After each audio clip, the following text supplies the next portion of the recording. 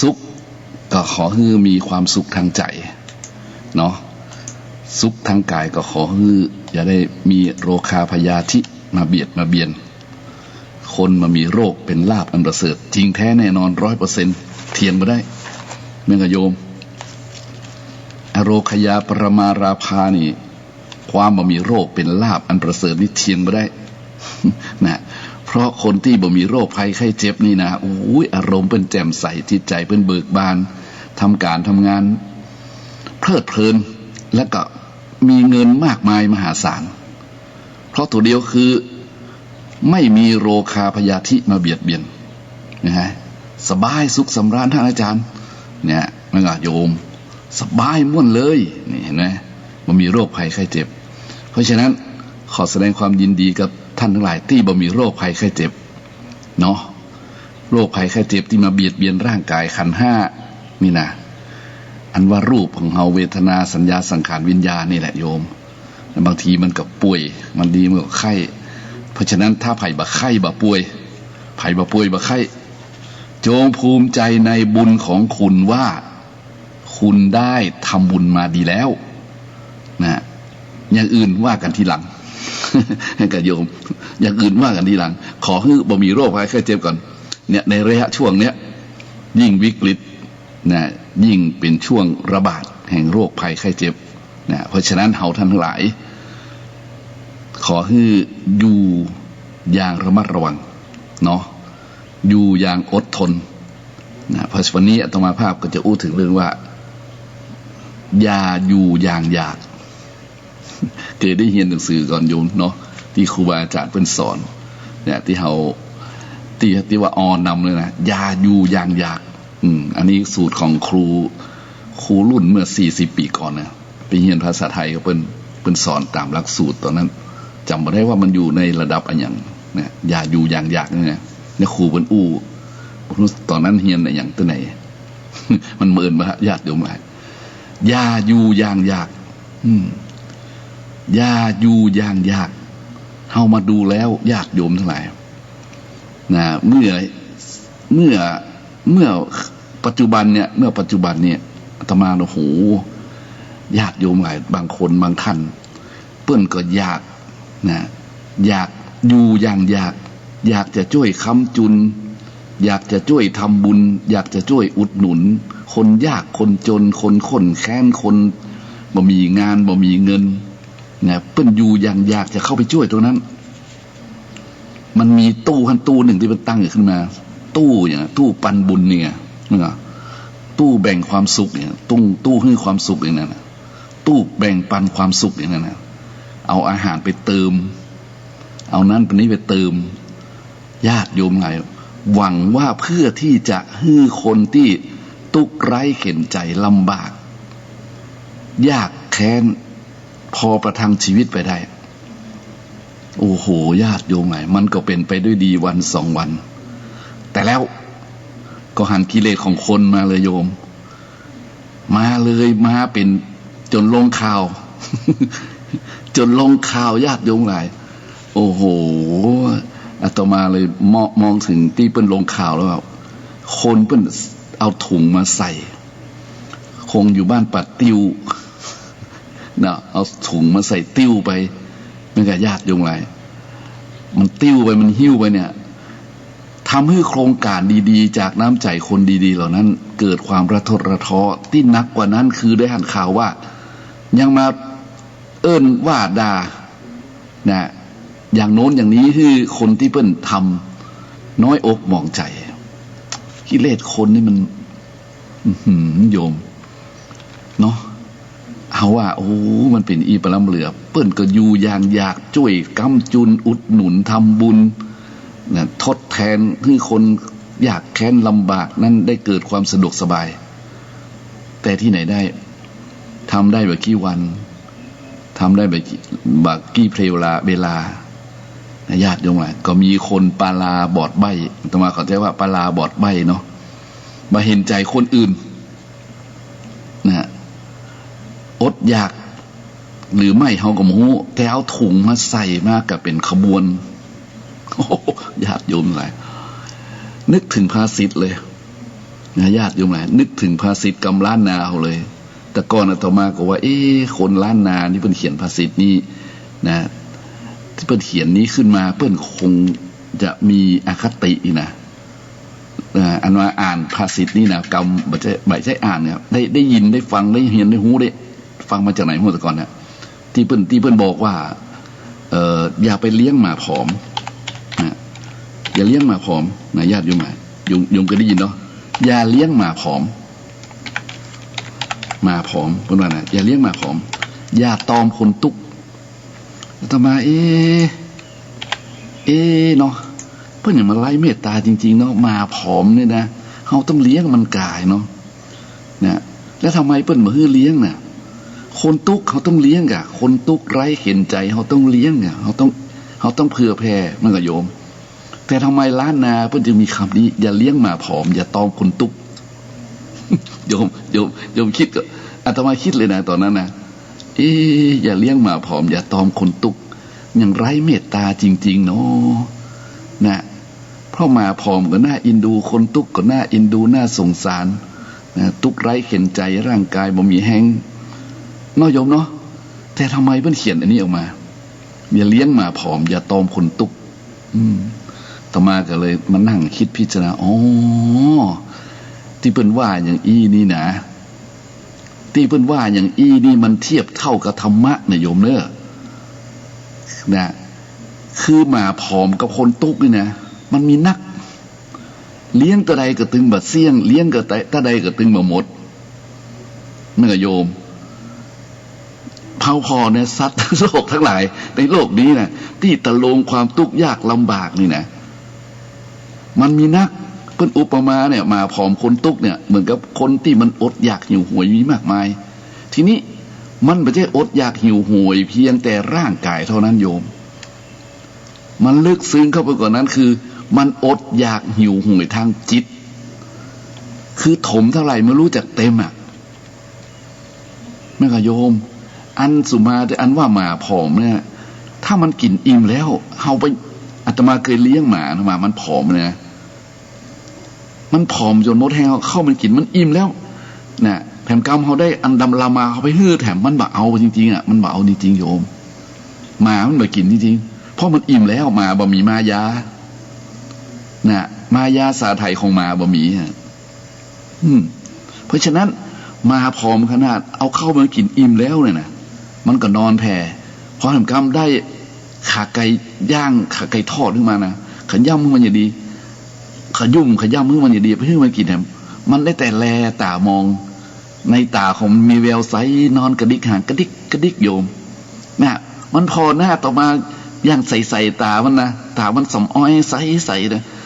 มันยิ้มในตามันน่ะหางมันกระดิกแค่บ่มีแห้งอ่ะแกล้งไปขี้ดินน่ะโยมนะมาผอมถ้ามาจริงๆเนี่ยมันกินอิ่มแล้วมันอิ่มนะโยมนะ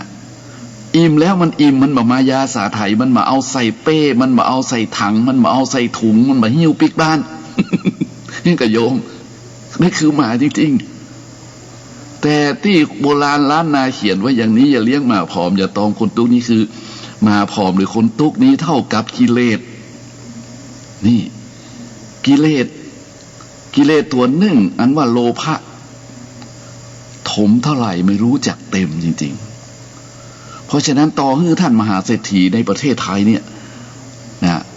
เอาเงินมาใส่กระสอบโยมเอาเงินมาใส่กระสอบเอาเพชรแหวนเพชรนินจินดาใส่กระสอบนะใส่กระสอบขึ้นไปด้วยแล้วก็บินบนเครื่องบนฟ้าบินเอาปล่อยลงมาโยมนะเป็นล่มชูชีพ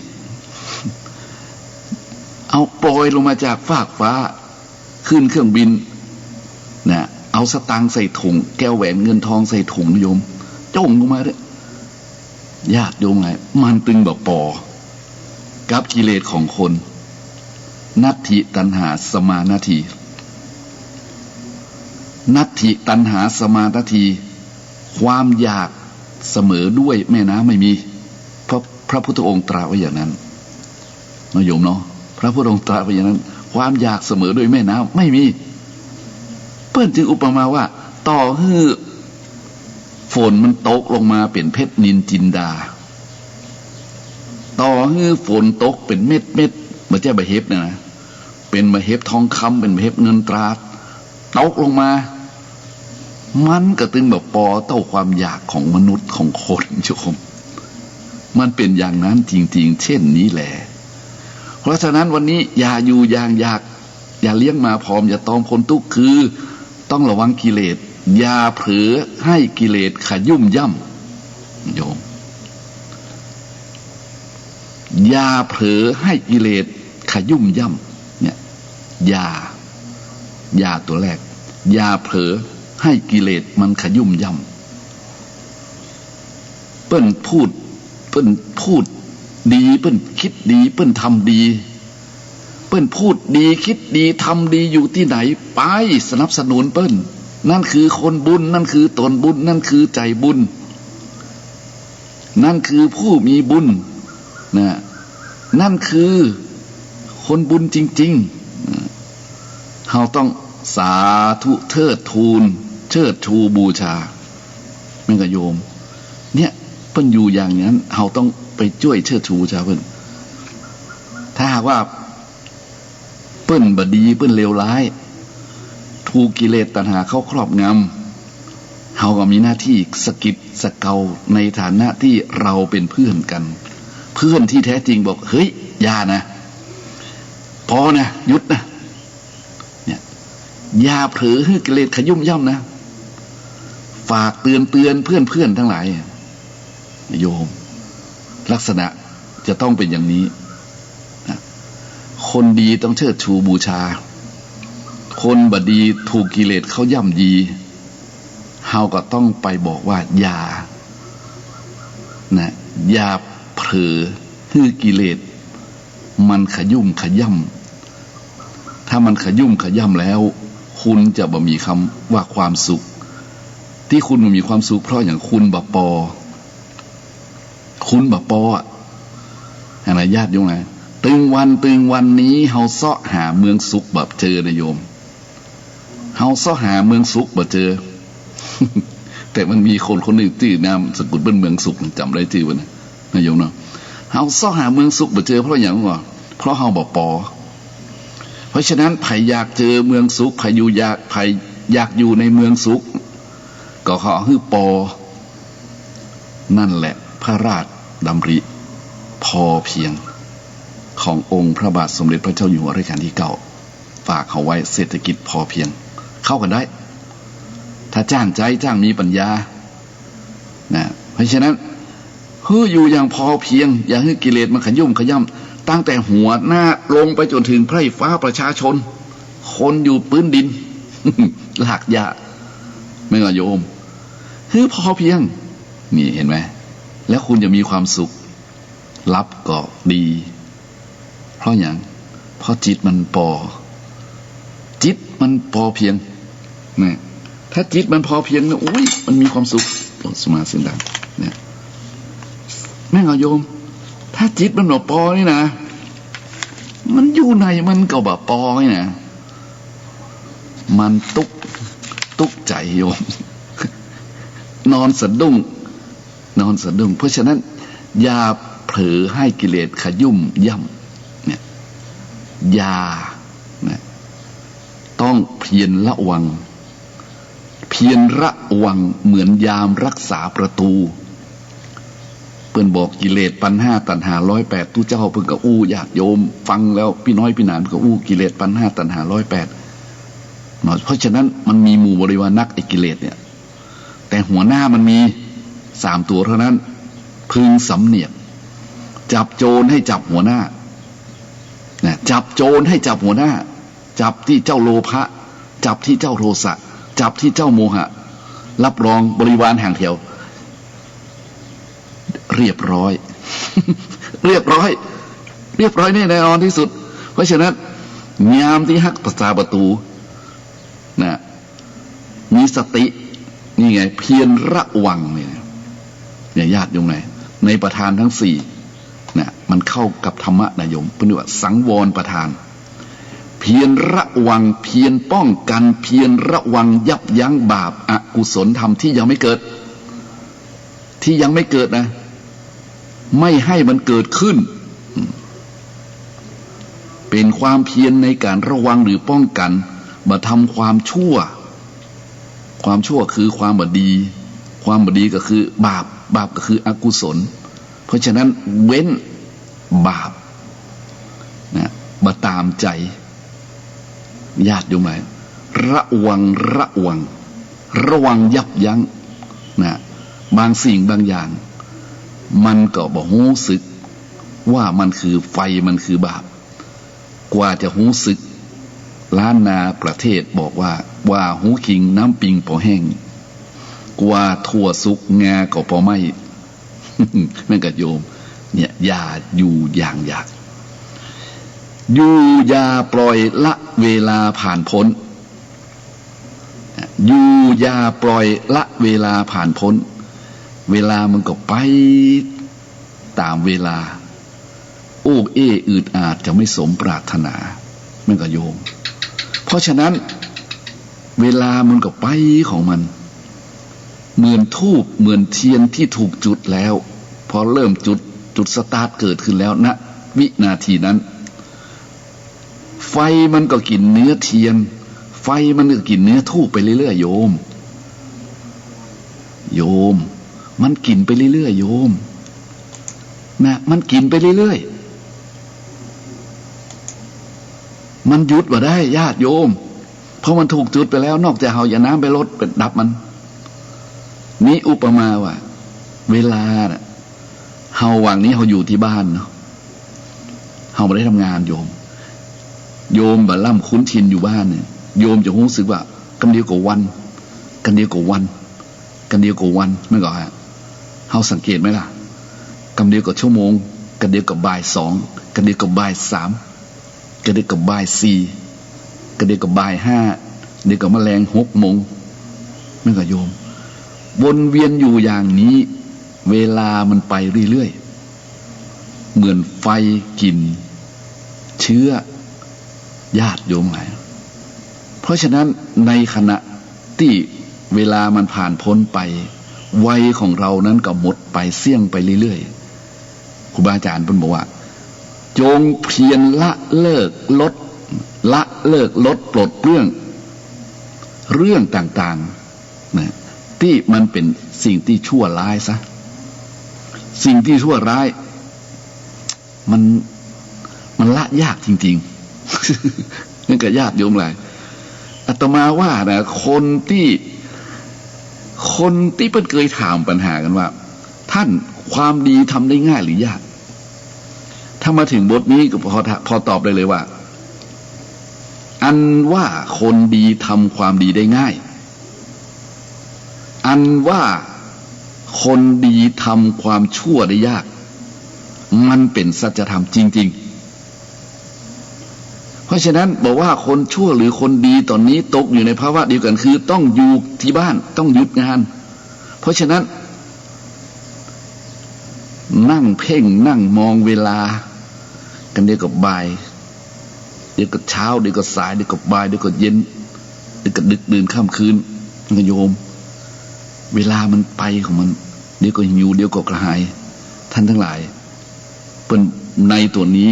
นะองค์แห่งความเพียรเพิ่นของว่าปหานะปทาเพียรละเพียรกำจัดนะเพียรพยายามที่จะข่มจิตที่มันกระวนกระวายนะโยมยังมีสติเพราะว่าถ้ามีสติแล้วเนี่ยถ้ามีสติแล้วญาติโยมหลายสติของเราจะระลึกได้แล้วมันจะมองที่จิตสตินี่ถ้ามันระลึกได้มันมั่นคงเนี่ยมันมองที่ตัวจิตคุณโยมเพราะฉะนั้นคนที่ทำความเพียรจะพยายามข่มสติพยายามตั้งสติเพื่อข่มจิตไงนี่ยตั้งสติไว้นะตั้งสติไว้โดยการทำสติขึ้นมั่นคงอยู่ภายในมีสติอยู่อย่างมีสติเนี่ยอยู่อย่างมีสติเมื่อเวลามันผ่านไป ความเดือดร้อนวุ่นวายความหิวกระหายเกิดขึ้นในครอบครัวก็มีสติเวลาเห็นไหมเวลาพูดมีสติเวลาพูดนี่ต้องมีสติถ้าบ่มีสตินี่โอ้โหญาติโยมหลายเลยเนี่ยบ่มีสตินี่ผัวรักเมียรักลูกรักเอาเข้ามันก็กระเจิงได้เหมือนกันเพราะฉะนั้น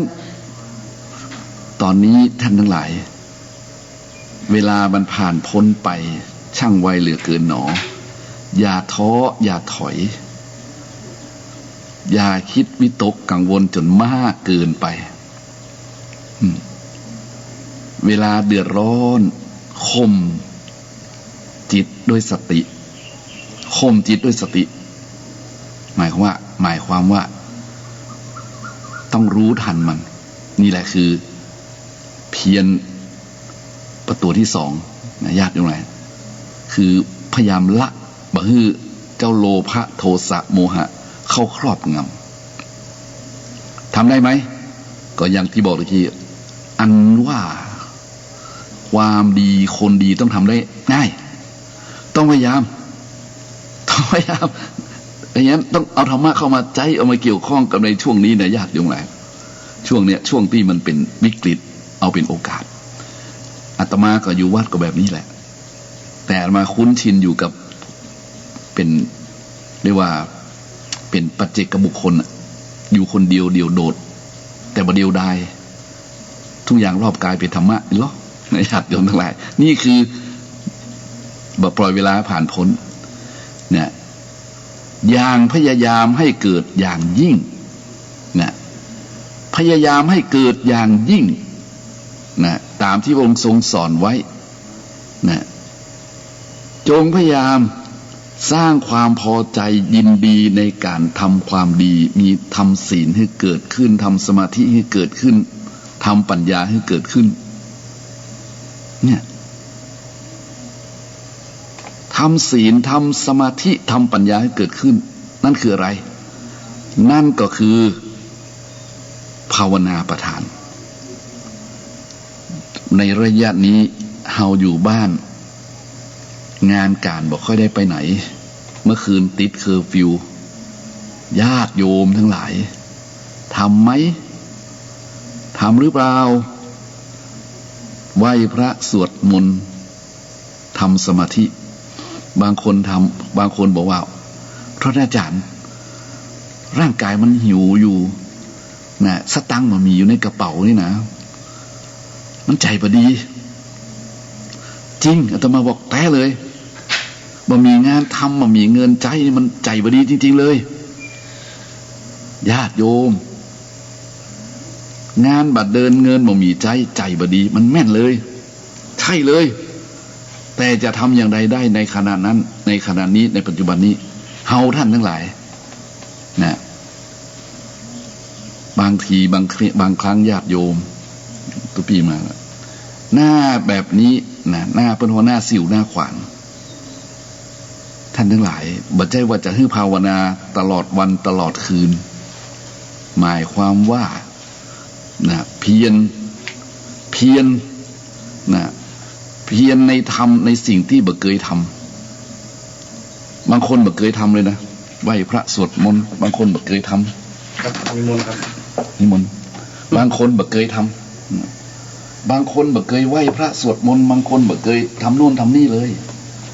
ได้โอกาสไหมล่ะท่านมหาครับนิมนต์นั่งเป็นเนาะเขาใกล้ชิดกันได้อยู่บ้าง ได้โอกาสตอนเนี้ยตอนที่เพิ่นฮื้ออยู่ระยะห่างแล้วก็บ่มีงานบ่มีเงินทำเพราะฉะนั้นก็พยายามเนี่ยพยายามลองโยมพยายามเนี่ย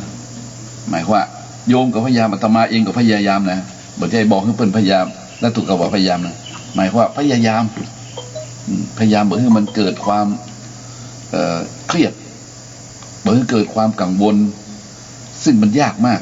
แต่ทีนี้เมื่อมันบ่สามารถหยุดนิ่งอยู่ได้นะท่านพระครูครับเฮาก็นั่งมองไปเลย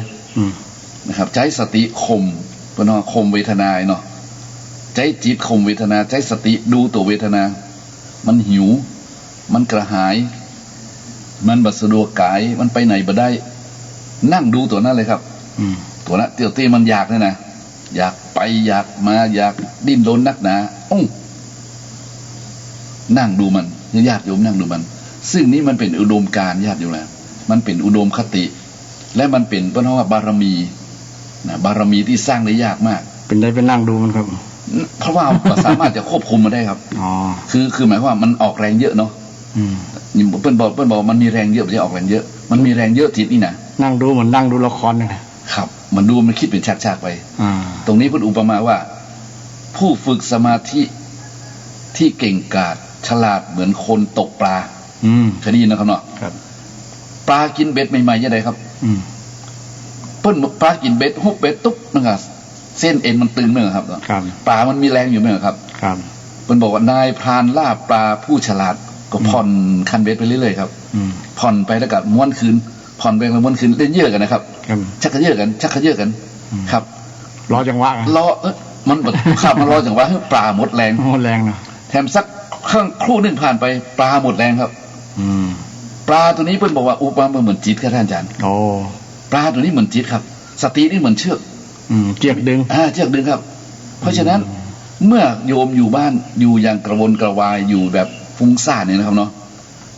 ทำสมาธิจะทำอะไรบ่เคยทำสตินี่มีหน้าที่ดึงครับสตินี่มีหน้าที่เพ่งมันมีหน้าที่เพ่งสตินะมีหน้าที่ดูมีหน้าที่ดึงเนี่ยก็แล้วแต่หมายความมันมีหน้าที่รู้สติแล้วลึกรู้ครับเหมือนสายเบ็ดอะครับ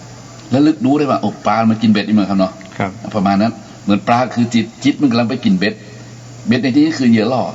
มันก็หลงละเลงไปครับมีตกกังวลพ่องไปทางความสุขสนุกโลดผลคือนั่งดูมันนี่ครับจ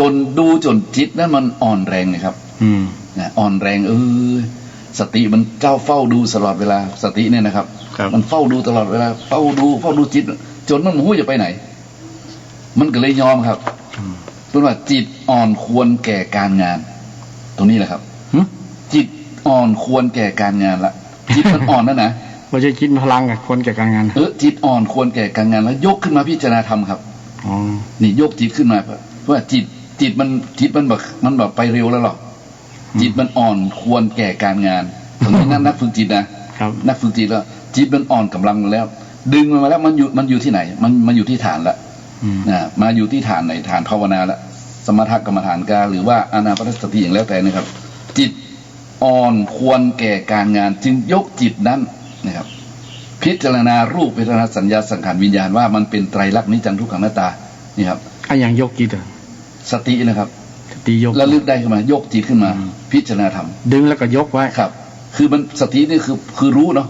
เนี่ยมันรู้อันนี้มันต้องนั่งปฏิบัตินั่งดูไว้แหละครับมันเป็นกลยุทธ์กุศโลบายครับมันเป็นละเอียดหน่อยว่าคนถ้าเคยปฏิบัติอย่างหัวมันนั่งไปปั๊บจิตมันถึงฟุ้งซ่านอดีตพวกอนาคตมันครับเพราะฉะนั้นจะแย่จะใดเนี่ยการเอาเต็มที่มันบอกเป็นสมาธิเพราะฉะนั้นคุณมันต้องไปดึงกับมันปลามันกินเบ็ดปลาต้องดึงมันคุณนี่นั่งดูมันเหมือนเท่าไปตกเบ็ดนะครับจนจิตมันอ่อนกำลังความจิตอ่อนกำลังเอาละคือมันอยู่ในองค์ของกรรมฐานกันแล้วอย่างผมนี่ใจพุทโธเนาะมันอยู่กับพุทโธพอมันอยู่ปุ๊บได้สักครู่นึงก็เอาละเนี่ยธรรมะมันจะพูดขึ้นมาเขาก็ยกจิตมาพิจารณาว่าเนี่ยครับพิจารณาในรูปกายขันธ์เวทนาสัญญาสังขารวิญญาณนี้มันไม่เที่ยงแท้แน่นอนมันก่อให้เกิดทุกข์นะครับที่มันทุกข์เพราะอย่างพ่อมันเป็นเอี้ยมันครับเนี่ยมันจะได้ผ่อนคลายโยมมันจะได้ผ่อนคลายจิตมันจะได้ผ่องใสถ้าโยมไม่นั่งดึงวันนั้นอีน้องโยมคนหนึ่งมานั่งภาวนาตัวเลยครับพระครูตุลุงน้องเวียนหัวขนาดก็เธอไปบังคับจิตหรอมึงครับเธอบังคับจิตหรอแล้วเธอยังไงต่อไปน้องลุกไปเดินจงกรมอย่างตุลุงเดินจงกรมวันวิสาขะนั่นนะก็เดินจงกรมเหมือนมันก็ผ่อนคลายไปเลยครับเนี่ยเพราะฉะนั้นญาติโยมอะไรในขณะเนี้ยช่วงเนี้ยตะกี้ผมพูดถึงเรื่องยาอยู่อย่างยากครับเนี่ยยาอยู่อย่างยากยาเผลอให้กิเลสขยุ่มขย่ำอยู่อย่าปล่อยละเวลาผ่านพ้นอย่างพยายามให้เกิดอย่างยิ่งคือกุศลอยากให้อยู่ดีมีสุขมั่นไม่แคลนคลายก็เพียรรักษาสิ่งดีไว้โยมนะครับมันจะได้คล้องไปจะได้จบไปเนาะยิ่งพูดจบได้ทันทั้งหลายอย่างนี้ เพราะฉะนั้นอยากให้อยู่ดีมีสุขมั่นไม่แคลนคลายก็เพียรรักษาความดีที่คุณทำไว้แล้วนั้นโดยคิดว่าเราจะทำความดีต่อไปเราจะสร้างบารมีต่อไปบางคนมาดีนะครับท่านครูครับมาดีอยู่ดีแล้วก็ไปดีถูกต้องครับญาติโยมไงอาตมาอยากให้ญาติโยมนะที่มาดีอยู่ดีแล้วก็ไปดีไงบางคนมาดีเพราะอย่างไรมาดีเพราะมีบุญ เข้าทางมาดีเพราะมีบุญอยู่ดีเพราะมีคุณอย่างไรคุณภาพคุณธรรมนะครับไปดีต้องมีครับทุนครับทุนไปครับทุนคือบุญบุญญาณิปะละโลกัสสมิงปฏิทาหนติปานินันนะครับเนาะบุญเป็นที่เปิ้ลของสัตว์ทั้งหลายเมื่อไปจากโลกนี้เพราะฉะนั้นญาติโยมหลายอันนี้แหละอยากคืออยู่เนี่ยเพราะฉะนั้นวันนี้ผมจะคำว่าอย่าอยู่อย่างอยากนะครับเพราะว่าคนมันอยากอยู่ที่สิ้นสุดนะครับก็เลยนึกถึงกำเมืองที่ญาติโยมฟังว่าอย่าเลี้ยงหมาพร้อมอย่าตอมคนตุกไม่ใช่ไร้เมตตาแต่เพราะว่าหมาพร้อมคนตุกมันนักแต่เขาว่าอยากต้องมีอยาก2อย่างนะอยากหนึ่งอยากแบบฉันทะครับอยากแบบฉันทะคืออยากทำให้ดีนี่ครับ2อยากแบบที่2อยากแบบตัณหานะครับนี่อยากให้ได้ตัวได้อยากให้ได้ตัวได้ครับนิมนต์ต่อเลยครับวันนี้ท่านพระครูอะไรนิมนต์เลยครับเข้าทางดังนั้นญาติโยมหลายเวลาของอาตมาก็พอดีพอเหมาะเลยเนาะวันนี้ก็จะนิมนต์ท่านพระครูสิริอำลาภิรักษ์ขอเลยครับท่านอาจารย์ครับครับผมเปิดโอกาสท่านเต็มที่เลยถึงบ่าย 3ครับนะครับเนาะนิมนต์เลยครับท่านครับนิมนต์ครับขอนอบน้อมแด่พระรัตนตรัยคือพระพุทธพระธรรมพระสงฆ์ขอถวายความเคารพนบครูบาอาจารย์ทุกรูปทุกตนขอเจริญพรศรัทธาญาติโยมนักศีลนักบุญท่านผู้ฟังทุกท่านทุกคนวันนี้ก็เป็นวันพุธที่13เดือนพฤษภาคมเกือบกึ่งเดือนแล้วเนาะศรัทธาเวลาก็ผ่านไปโว้ยแต่ว่าวันนี้ก็ได้มาปะกับศรัทธาญาติโยมแห่งครั้งหนึ่งนะก็ได้มาอุมาจาสนทนาธรรมกับท่านอาจารย์พระครูประภัสใจคุณตะกี้นี้ก็เป็นนิมิตหมายที่ดีแล้วก็เป็นความสุขของอาตมาที่ได้มาอุมาจาในฐานะเป็นตุเจ้าในพระพุทธศาสนาก็มีหน้าที่อย่างหนึ่งก็นำธรรมะมาอุมาจามาบอกศรัทธาญาติโยมเป็นหน้าที่ของพระสงฆ์อยู่แล้วนะว่าได้ห่ำเฮียนได้ศึกษามาแบบนี้ก็มาอู้ศรัทธาฟังว่าธรรมะของพระพุทธเจ้านั้นเป็นสิ่งที่ดี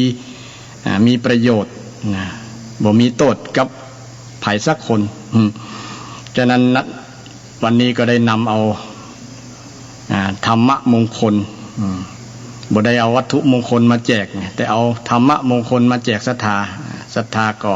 ตั้งโสตประสาทตั้งใจฟังเป็นสมาธิก็จะได้รับธรรมะมงคลในวันนี้นะก่อนอื่นนั้นในวันนี้ก็ต้องแสดงความยินดีกับชาวเชียงใหม่ศรัทธาจังหวัดเชียงใหม่ยินดีจะได้ก็ยินดีเกี่ยวกับการแสดงออกเกี่ยวกับเรื่องตั้งตู้ปั่นความสุขซึ่งได้รับเกียรติได้รับความชื่นชมยินดีจากสื่อทั้งหลายทั่วแผ่ไปกระจายทั่วโลกเลยว่าชาวเชียงใหม่นั้นตั้งตู้ปั่นสุกเอาอาหารแห้งมาม่าปลากระป๋องไข่หรือว่าของที่จำเป็นในการบริโภคในการกินในการใจนั่นนะที่จำเป็นในการดำเนินชีวิตเอามาตั้งไว้หน้าที่ชุมชนที่แห่งใดแห่งหนึ่งเนี่ยแล้วคนเชียงใหม่เฮาเนี่ยบ่ได้รู้กันอย่างที่อื่นเนี่ยที่อื่นเพิ่นรู้กันเอารถมาใส่เต็มเป็นลำรถก็มีญาติโยมน่าเกลียดจากบ้านปะติ้วน่ะเพิ่นมาจากบ้านปะติ้วหลายแต่ทางเชียงใหม่เฮาได้รับความชมญาติโยมอันนั้นอาตมาต้องชื่นชมยินดีกับศรัทธาญาติโยมที่มีน้ำจิตน้ำใจนะที่แบ่งปันความสุขให้กันโดยเอาของมาตั้งไว้ในตู้นะแล้วก็เขียนข้อความว่าหยิบตามสบายตามสมควรตามความเหมาะสมนะใครมีความอยากจะได้อย่างประมาณ3ชิ้น4ชิ้นเนี่ยก็ว่าไป ญาติโยมก็เคารพในกรรมประโยคที่เขียนไว้นั่นก็เอาตามท่านนะโดยส่วนนักก็เป็นเจ้าอันละนะบางคนก็เอามาถึงเอาสิ่งที่จำเป็นไปใจใน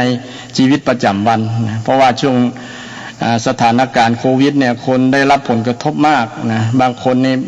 บ่มีงานทำตกงานนะบ่รู้จะเอาอย่างมากินนะเนาะมันก็แก้ปัญหาแบ่งเบาปัญหาได้พอสมควรนะได้หลายก็ว่าได้เนาะซึ่งในส่วนนี้ก็ต้องขอบคุณญาติโยมที่เป็นเจ้าศรัทธาเนาะเจ้าภาพได้ตั้งตู้ปันสุขนะปันความสุขให้กันนะในยามที่ข่าวที่เกิดภาวะขับขันภาวะความสภาวะทุกข์นะทุกขภาวะนะที่เกิดขึ้นกับสังคมไทยเฮาโดยเฉพาะชาวเชียงใหม่เนี่ยก็มีบุคคลใจบุญใจกุศลเปิ้นถึงอาตมาก็ได้ยินคำที่เปิ้นว่านะอย่างก็เกี่ยวกับ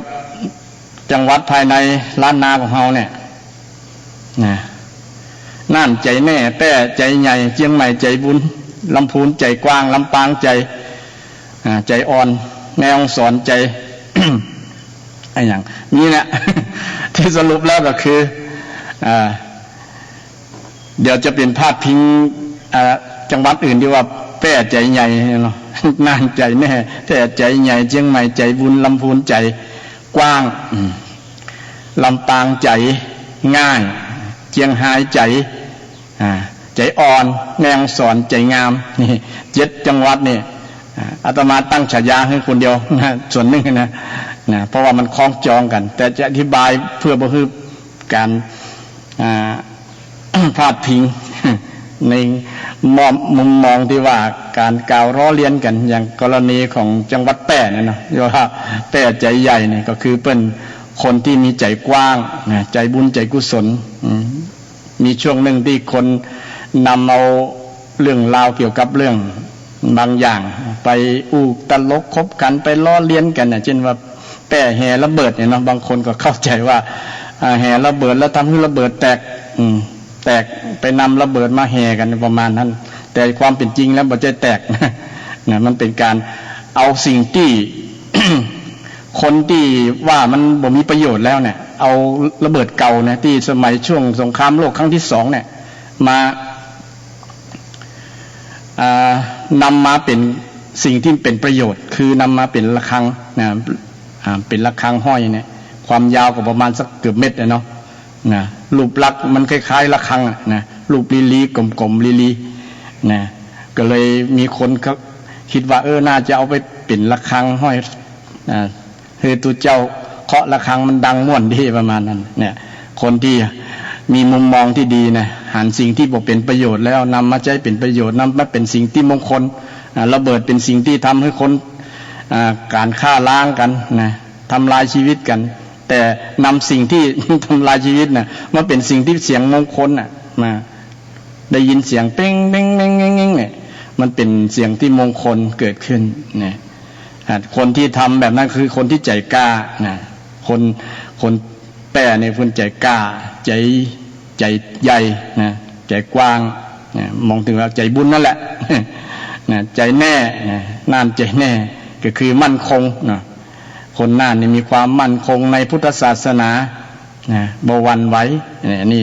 น่านใจแน่แป้ใจใหญ่อย่างที่บายไปแล้วเชียงใหม่ใจบุญนี่คนใจบุญญาติโยมที่นำ ของกินของใจมาใส่ตู้ปันสุขความสุขกันเนี่ยถือว่าเป็นสิ่งนิมิตหมายที่ดี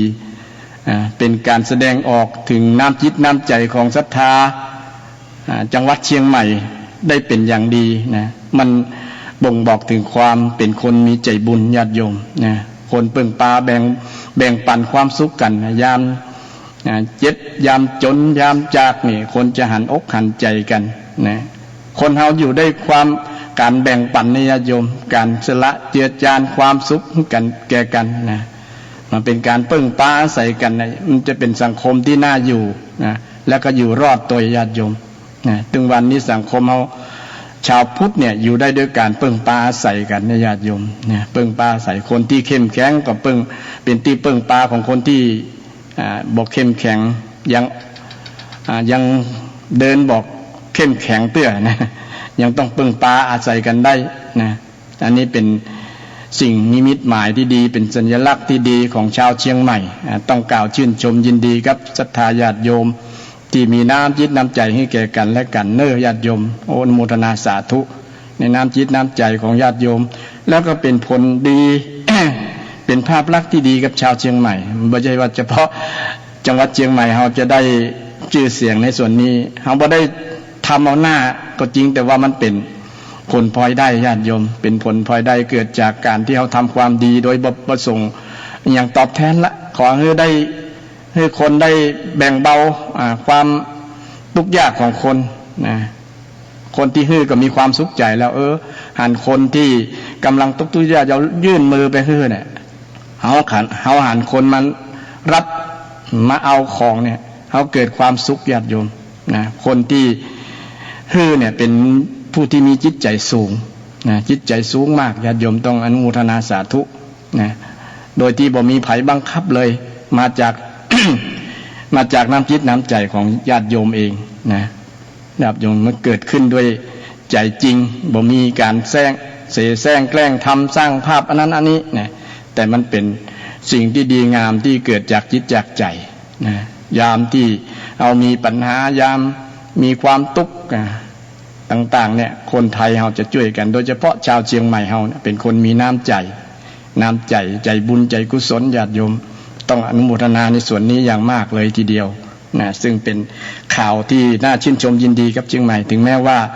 อาจจะมีข่าวบางอย่างมันที่เป็นในทางที่ลบที่เสียก็ยังบ่เท่ากับ ความดีงามที่ศรัทธาญาติโยมได้แสดงเนี่ยเป็นสิ่งที่ดีตามเฮอเชียงใหม่ของเราได้รับความดีงามไปตัวนะเป็นภาพลักษณ์ที่ดีงามในส่วนเบื้องต้นนี้ต้องขอแสดงความยินดีครับศรัทธาญาติโยมที่มีน้ำจิตน้ำใจนำสิ่งของต่างๆมาใส่ตู้ปันสุกก็คนเกือบทั่วประเทศนะเพิ่นก็ทำกันแต่ว่าเชียงใหม่เราได้เป็น ได้ความชื่นชมยินดีเป็นอันดับหนึ่งก็ว่าได้ในประเทศเนี่ยที่ว่าเป็นระเบียบนะเป็นระเบียบเรียบร้อยรักษากฎระเบียบวินัยอย่างดีนะคนที่นำเอาเข้าของเนี่ยเดินกันเป็นระยะห่างแล้วก็เป็นเส้นเป็นสายเนี่ยคนมีน้ำจิตน้ำใจแล้วคนที่มารับก็ปฏิบัติตามกฎระเบียบนั้นถือว่าเป็นวัฒนธรรมที่งดงามมากๆเลยญาติโยมต้องชื่นชมยินดีแห่งครั้งหนึ่งที่ญาติโยมได้ทำคุณงามความดีกันมันเป็นสิ่งที่คนดีทั้งหลายได้ทำอยู่แล้วคนดีทำดีง่ายคนดีทำดีง่าย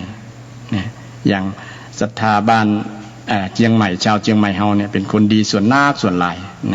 99.9% ที่เป็นคนดีช่วยเอื้อเฟื้อเผื่อแผ่แบ่งปันน้ำจิตน้ำใจให้กันและกันเนี่ยเป็นการดำเนินชีวิตแบบวิถีพุทธวิถีธรรมญาติโยมเขาจะขาดธรรมะบ่ได้ขาดธรรมะบ่ได้ ซึ่งก็เป็นสิ่งที่สำคัญในชีวิต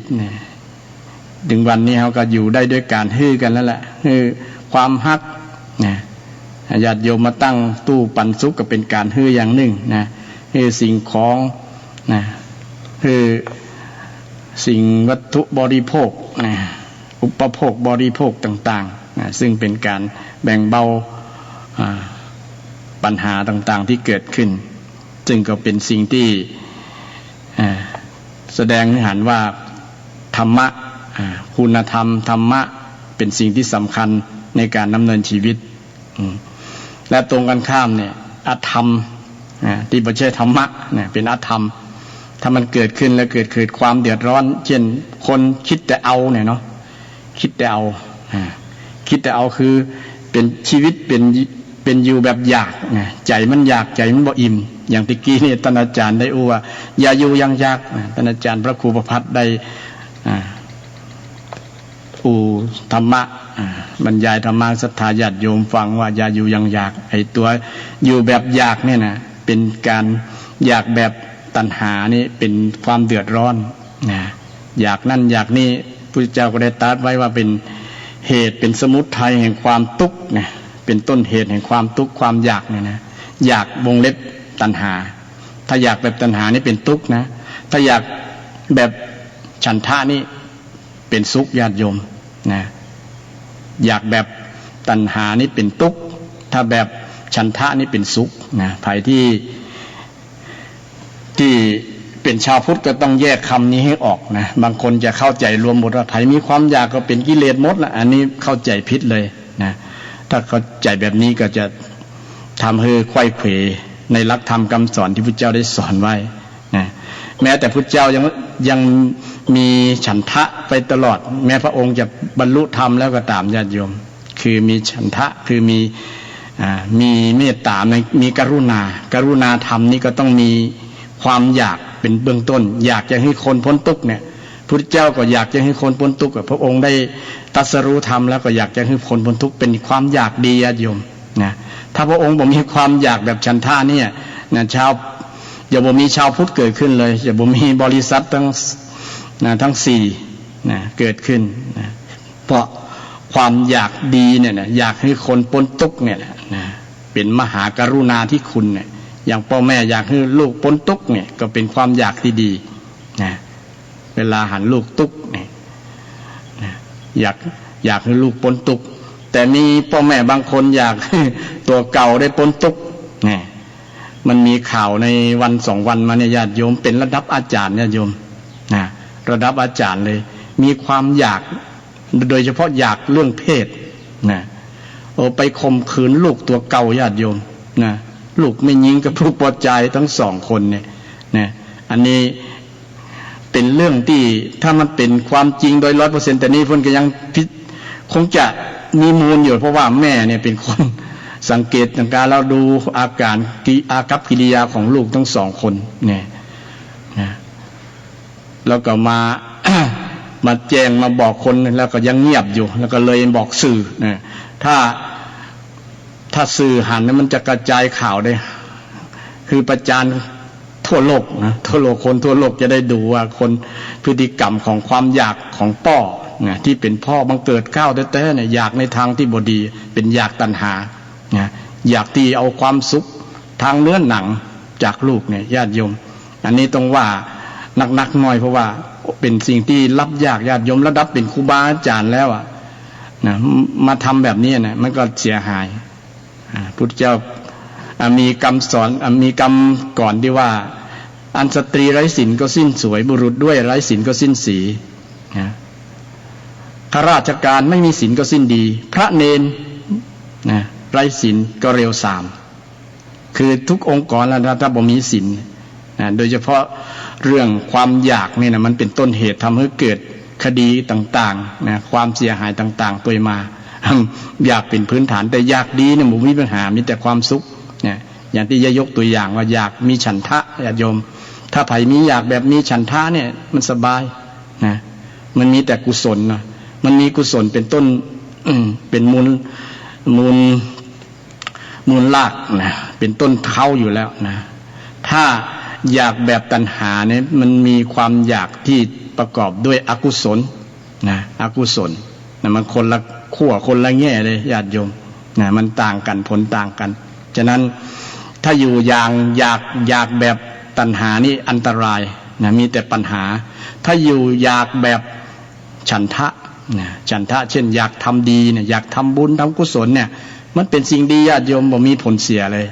นะบ่มีผลเสียนะอยากทำคุณงามความดีอยากแผ่เมตตาอยากแผ่กรุณาอยากมุทิตาอยากทำให้ถูกต้องอุเบกขาเนี่ยนะญาติโยมเป็นความอยากที่ดีนะเป็นความอยากที่ดีทำได้เลยนะบ่เ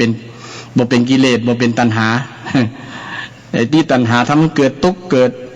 ปัญหาถึงวันเนี่ยก็เพราะความอยากที่บ่ถูกต้องเนี่ยอยากที่มีมูลมาจากโลภะโทสะโมหะเนี่ยญาติโยมเนี่ยอย่างกรณีที่ยกคือศรัทธาญาติโยมได้ฟังนะกรณีของความอยากที่ผิดป้อที่เป็นครูบาอาจารย์แล้วก็มีเกี่ยวกับเรื่องความอยาก เกี่ยวกับอยากเรื่องเพศเนี่ยเนาะนะครูอาจารย์จากมุกดาหาร5 คนนะญาติโยมเป็นครูนะเป็นครู5 คนนี่กำลังอยู่ในคดีกำลังฟ้องกันเนี่ยเป็นข่าวเป็นเรื่องราวต่างๆเกิดขึ้นเนี่ยก็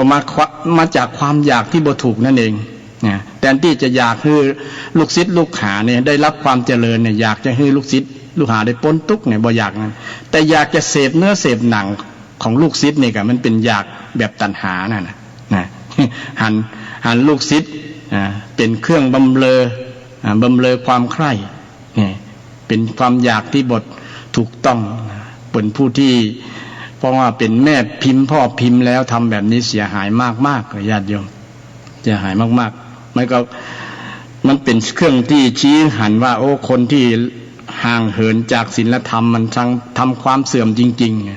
ๆศีลธรรมไม่กลับมาโลกาจะพินาศอย่างหลวงพ่อพุทธทาสว่าได้บอกว่าอันนี้ก็เป็นเรื่องจริงญาติโยมคนห่างจากศีลธรรมเนี่ยไม่ได้เสื่อมแต่คนเสื่อมจากศีลธรรมห่างจากศีลธรรมบ่มีศีลธรรมในจิตในใจเนี่ยมันก็เลยทำเกิดปัญหาบอกว่าอยู่ในสังคมใดก็ตามญาติโยมแม้แต่เป็นสังคมพระสงฆ์ก็ถ้าหากอยู่ห่างจากศีลธรรมแล้วเนี่ยก็ย่อมมีปัญหาเช่นเดียวกันมีปัญหาฉะนั้นยิ่ง สังคมที่เป็นที่เคารพนับถือครูบาอาจารย์พระสงฆ์องค์เจ้านี่ถ้าเป็นเรื่องเกิดขึ้นเป็นปัญหาเกิดขึ้นเนี่ยมันก็สร้างความเสียหายกระทบผลต่อส่วนรวมต่อส่วนรวมโดยเฉพาะครูอาจารย์เนี่ยเป็นต้นแบบเป็นครูเนี่ยเนาะครูผู้หนักแน่นนะเป็นต้นแบบเป็นแม่พิมพ์พ่อพิมพ์อนาคตของชาติจะเป็นจะได้ก็คือเนี่ยผู้ที่จะเป็นแบบอย่างเป็นต้นแบบเป็นพ่อพิมพ์แม่พิมพ์เนี่ยนะพ่อพิมพ์เป็นจะได้ลูกพิมพ์ก็จบเป็นจะอ่านนะจนเป็นสิ่งที่ทำให้เกิดการวิพากษ์วิจารณ์เกิดการตำหนิติเตียนเกิดตั้งแจ้งตั้งด่าตั้งบางครั้งก็เกิดอารมณ์หลายอารมณ์ญาติโยมเพราะว่าคนรับบ่ได้รับบ่ได้สังคมรับบ่ได้ยิ่งสังคมแบบมีโซเชียลได้รู้เร็วรู้ไวได้หันรูปภาพได้ฟังเสียงเกิดขึ้นวันนั้นเดี๋ยวนั้นก็หูเดี๋ยวนั้นนี่ซึ่งก็เป็นสิ่งที่เราสามารถรับรู้ได้ก็สภาพปัญหาของสังคมปัจจุบันเนี่ยเป็นสภาพที่บ่งบอกถึงความเสื่อมโทรมของคนความเสื่อมโทรมของจิตใจของคนเป็นความป่วยทางจิตก็ว่าได้ญาติโยมป่วยทางจิตใจอ่อนแอจิตใจที่บ่มั่นคงในความดีงามเหินห่างจากคุณงามความดีเหินจากศีลธรรมเหินห่างจากศีลธรรมเนี่ยเป็นเรื่องที่ชี้ให้เห็นชัดเลยว่ามีปัญหาแน่ถ้าหากคนห่างจากศีลธรรมแล้วเนี่ยศีลธรรมบ่ใช่ว่าเป็นของคนนอนวัดนอนวาเนี่ยเป็นของทุกคนศีลธรรมเนี่ยทุกเพศทุกวัยเลยต้องมีศีลธรรมเพราะนั้นมันจะเดือดร้อนกันเดือดร้อนกันนับแต่ศีลตั้งแต่ข้อแรกมาญาติโยม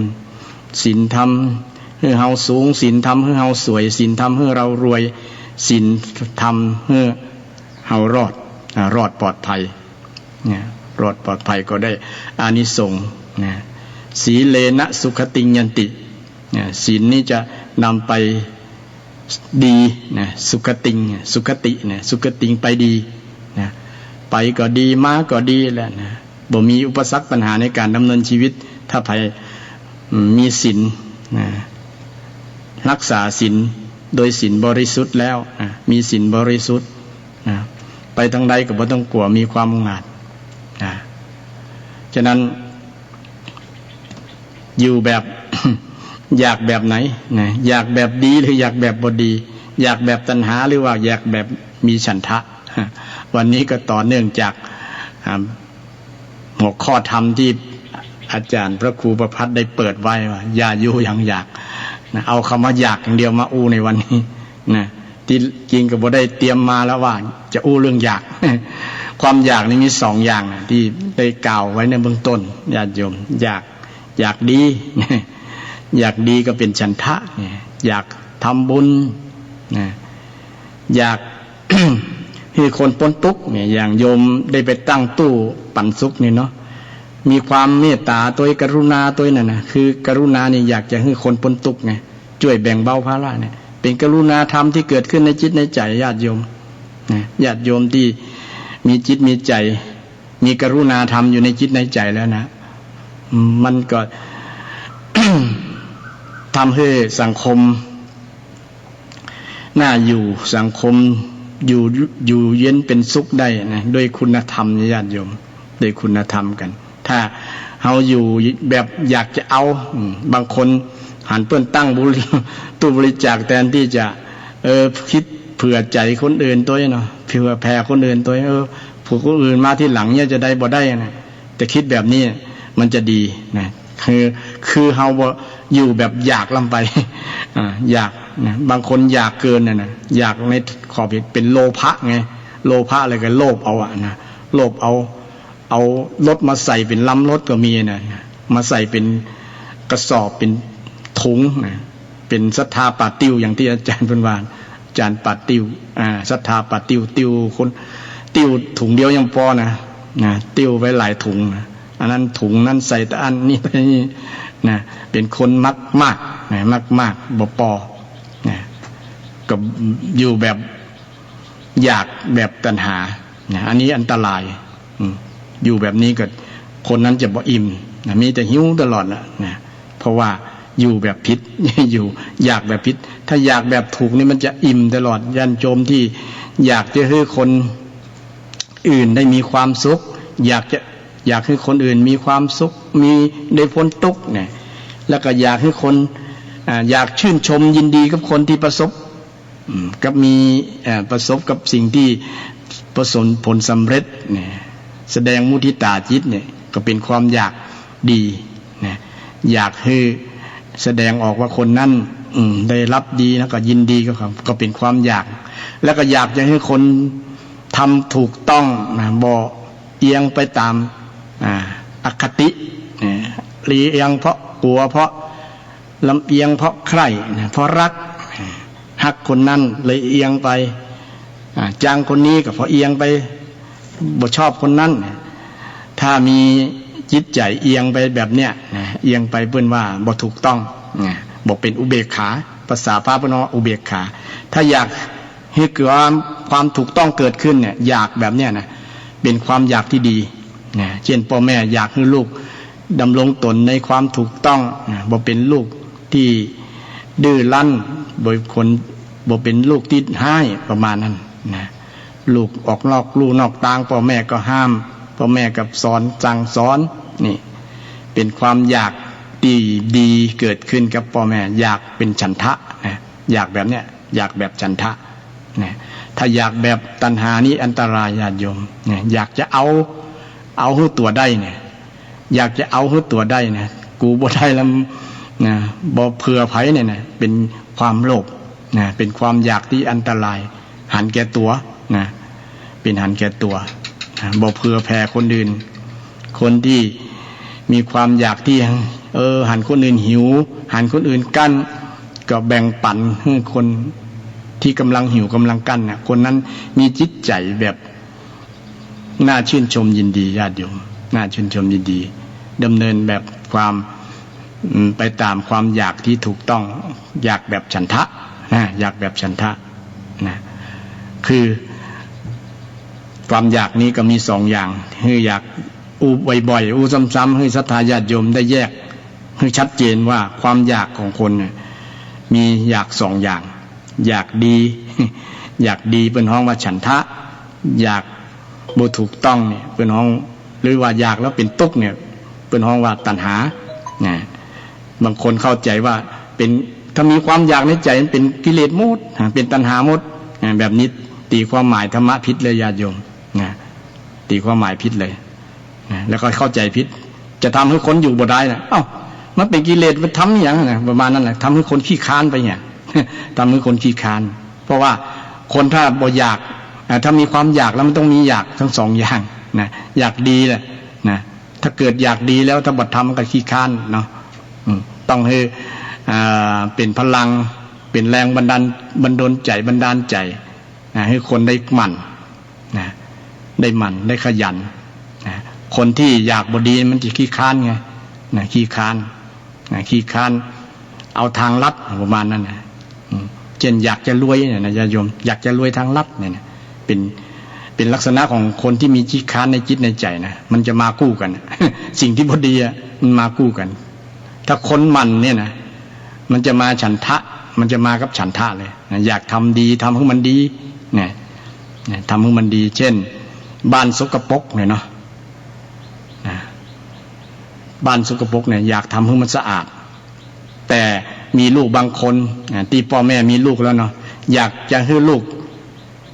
กวาดบ้านกวาดเรือนแต่ลูกนี้บ่อยากกวาดนะอยากจะได้อย่างเดียวอยากได้โทรศัพท์มือถืออยากได้เงินอยากใช้อย่างเดียวอยากเสพอย่างเดียวภาษาพระพุทธเจ้าอยากเสพแต่บ่อยากทำนะทีนี้พ่อแม่เนี่ยจะได้จะให้ลูกมันนะลูกมันก็ต้องสอนให้หันความสำคัญว่าความสะอาดนี่มันเป็นประโยชน์นะบ้านเรือนสะอาดเนี่ยมันจะไร้เชื้อโรคไร้ แล้วก็อยู่ปลอดภัยสบายหูดัง นอนก็สบายนะจะนั่งก็สบายนะถ้ามันเปื้อนฝุ่นเปื้อนนั้นเปื้อนนี่สปะอย่างอยู่นั่นนะเป็นอย่างหั่งหนูประมาณนั้น มันก็จะนะเกิดโรคเกิดภัยได้ง่ายเนี่ยที่ลูกได้หันแบบนี้ลูกก็จะเกิดฉันทะนะเกิดฉันทะเกิดความอยากจะทำว่าถ้าทำแล้วมันได้ประโยชน์จะอีหรอเนี่ยพ่อแม่ให้ลูกได้หันประโยชน์ของฉันทะของความอยากดีนะเนาะอยากแล้วมันได้ผลทำแล้วสำเร็จแต่ความอยากแต่ละอย่างเนี่ยมันจะละได้เหมือนกันต้องละมุดเหมือนกันต้องละธรรมละนี่จะเป็นระดับกิเลสขั้นสูงเพราะว่าอยากแล้วหรอนะถ้าอยากจะละตัณหานี่คือบทตัวใจมันบทตัวใจมันเช่นเขาอยากอย่างที่ผิดกฎหมายนะถ้าไปตัวใจก็เสียหายแล้วทั้งตัวเฮาทั้งคนอื่นเช่นอย่างตะกี้ยกตัวอย่างความอยากของอาจารย์เนาะอยากจะเสพซุปต่างเนื้อหนังกับต่างเนื้อหนังกับลูกศิษย์เนี่ยถ้าห้ามใจได้นะอันจริงใจกับห้ามได้ต้องมีสตินะถ้ามีสติว่านี่คือลูกนึกขึ้นได้ว่าสติคือนึกขึ้นได้ว่านี่เป็นลูกศิษย์เฮาแล้วเนี่ยเป็นเหมือนลูกเขาเนี่ยสติมันก็ยับยั้งนะไอความอยากตั้งบดีหรือความอยากมันห้ามกับบ่ได้นะมันเป็นอนัตตานะมันบังคับบ่ได้นะตามระดับธรรมะขั้นลึกสูงแล้วเนาะมันบังคับบ่ได้หรอกนะความคิดของคนเนี่ยจะคิดดีคิดบ่ดีเนี่ยมันบังคับกันบ่ได้แต่ด้วยมีสติมายับยั้งระลึกเนี่ยระลึกนึกถึงเนี่ยมันเป็นสิ่งที่สำคัญนะเมื่อระลึกนึกถึงก็จะหู้ตัวเลยว่าเขาเป็นอาจารย์แล้วเนี่ยเขาเป็นพ่อแล้วเนี่ยเขาเป็นแม่แล้วเนี่ยมันก็จะทำอะไรมันจะเกิดหิริโอตปะมาตัวเนี่ยเกิดหิริก็ความละอายโอตปะเกรงกลัวต่อกฎหมายต่อผลกระทบที่จะเกิดขึ้นมันก็จะยับยั้งชั่งการ